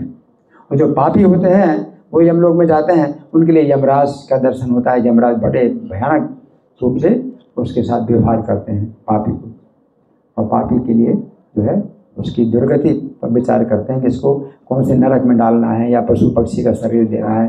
तो वो सब जो है गतियाँ सब निश्चित होती हैं यमराज के द्वारा। लेकिन कोई कोई भक्त हैं जो विमान से जो है सीधे हैं, जैसे दशरथ जी हैं, तो यमलोक नहीं गए, वो गए तो स्वर्ग में गए, इंद्रलोक में चले गए। तो ऐसा भी है, और कई भक्त सीधे वैकुंठ में भी जाते हैं। ठीक है जी, ठीक है। हरे कृष्णा, ये और एक बात भी सुना है कि प्रभुपाद लिखे है कि जब कोई भक्त शुद्ध भक्ति में आता है वो पहले जिधर भगवान लीला करते हैं उधर जाते हैं। हाँ, तो जो भी है मतलब कहने का ये है कि वो एक ही बात है कि मतलब वो गए हैं तो वैकुंठ में गए या भगवान की लीला के इस स्थान में गए जहाँ लीला हो रही, वो अलग बात है, वो बहुत गहरी बात है। और कोई प्रश्न है जी? हाँ जी, आपको बहुत बहुत धन्यवाद इस प्रेममयी कथा से। आपने इस ऑडिटोरियम को विमान बना दिया है। हम लोग अयोध्या में बैठे हुए हैं, तो आपके लिए बहुत बहुत धन्यवाद। आपने इतनी प्रेममयी कथा बताया है। मुझे आपने एक बात यहाँ बताई थी कि एक लीडर को हमेशा सावधान होना चाहिए, कथा में नहीं सोना चाहिए, जब में नहीं सोना चाहिए। यदि लीडर ऐसा आचरण करता है तो क्या सामान्य जनमानस पर प्रभाव पड़ता है? हाँ, ये बड़ी जो है एक निंदा की बात है। अगर जो लीडर हैं, जो अधिकारी हैं, भक्तों के ऊपर जिनका जो है प्रभाव है, अधिकार है, तो उनकी ओर से अगर होता है तो बहुत सीरियस बात है। तो प्रभुपाद ने बड़े कठोर शब्द बोले इस मामले में, इस पर जो है विचार करना चाहिए। खैर जो भी हो है, मैं तो और ज़्यादा नहीं बोल सकता, अभी बोला है तो प्रभुपाद के शब्दों को ही मैंने बताया है। तो बहुत पढ़ के सुना सकता हूँ, अभी इतना समय नहीं पढ़ के। प्रभुपाद ने बहुत गंभीर चेतावनी दी कि क्लास के समय नहीं सोना, चाहे आप 24 घंटे सो, क्लास के समय नहीं सोना, है ना। प्रभुपाद कहते हैं इससे मुझे बहुत कष्ट मिलता है। इसका मतलब यही, कथा में फ़ायदा तो है भाई, आप सो रहे तो भी कथा में फ़ायदा है। आप कहेंगे भी कथा में फ़ायदा है, कथा ना सुनने से, लेकिन इसमें क्या है कि बहुत अपराध भी होता है, ठीक है ना। तो इसलिए जो है आपकी चिंता होनी चाहिए कि क्लास में आपको बैठना है तो पर्याप्त विश्राम होना चाहिए कि आपको जो है नींद ना आए क्लास के बीच में, या आपकी बहुत चिंता होनी चाहिए। तो मैं बहुत चिंता करता हूँ, क्लास में मुझे डेली बैठना होता है, सवेरे भी शाम को भी बहुत चिंता करता हूँ कि नींद ना आए मुझे।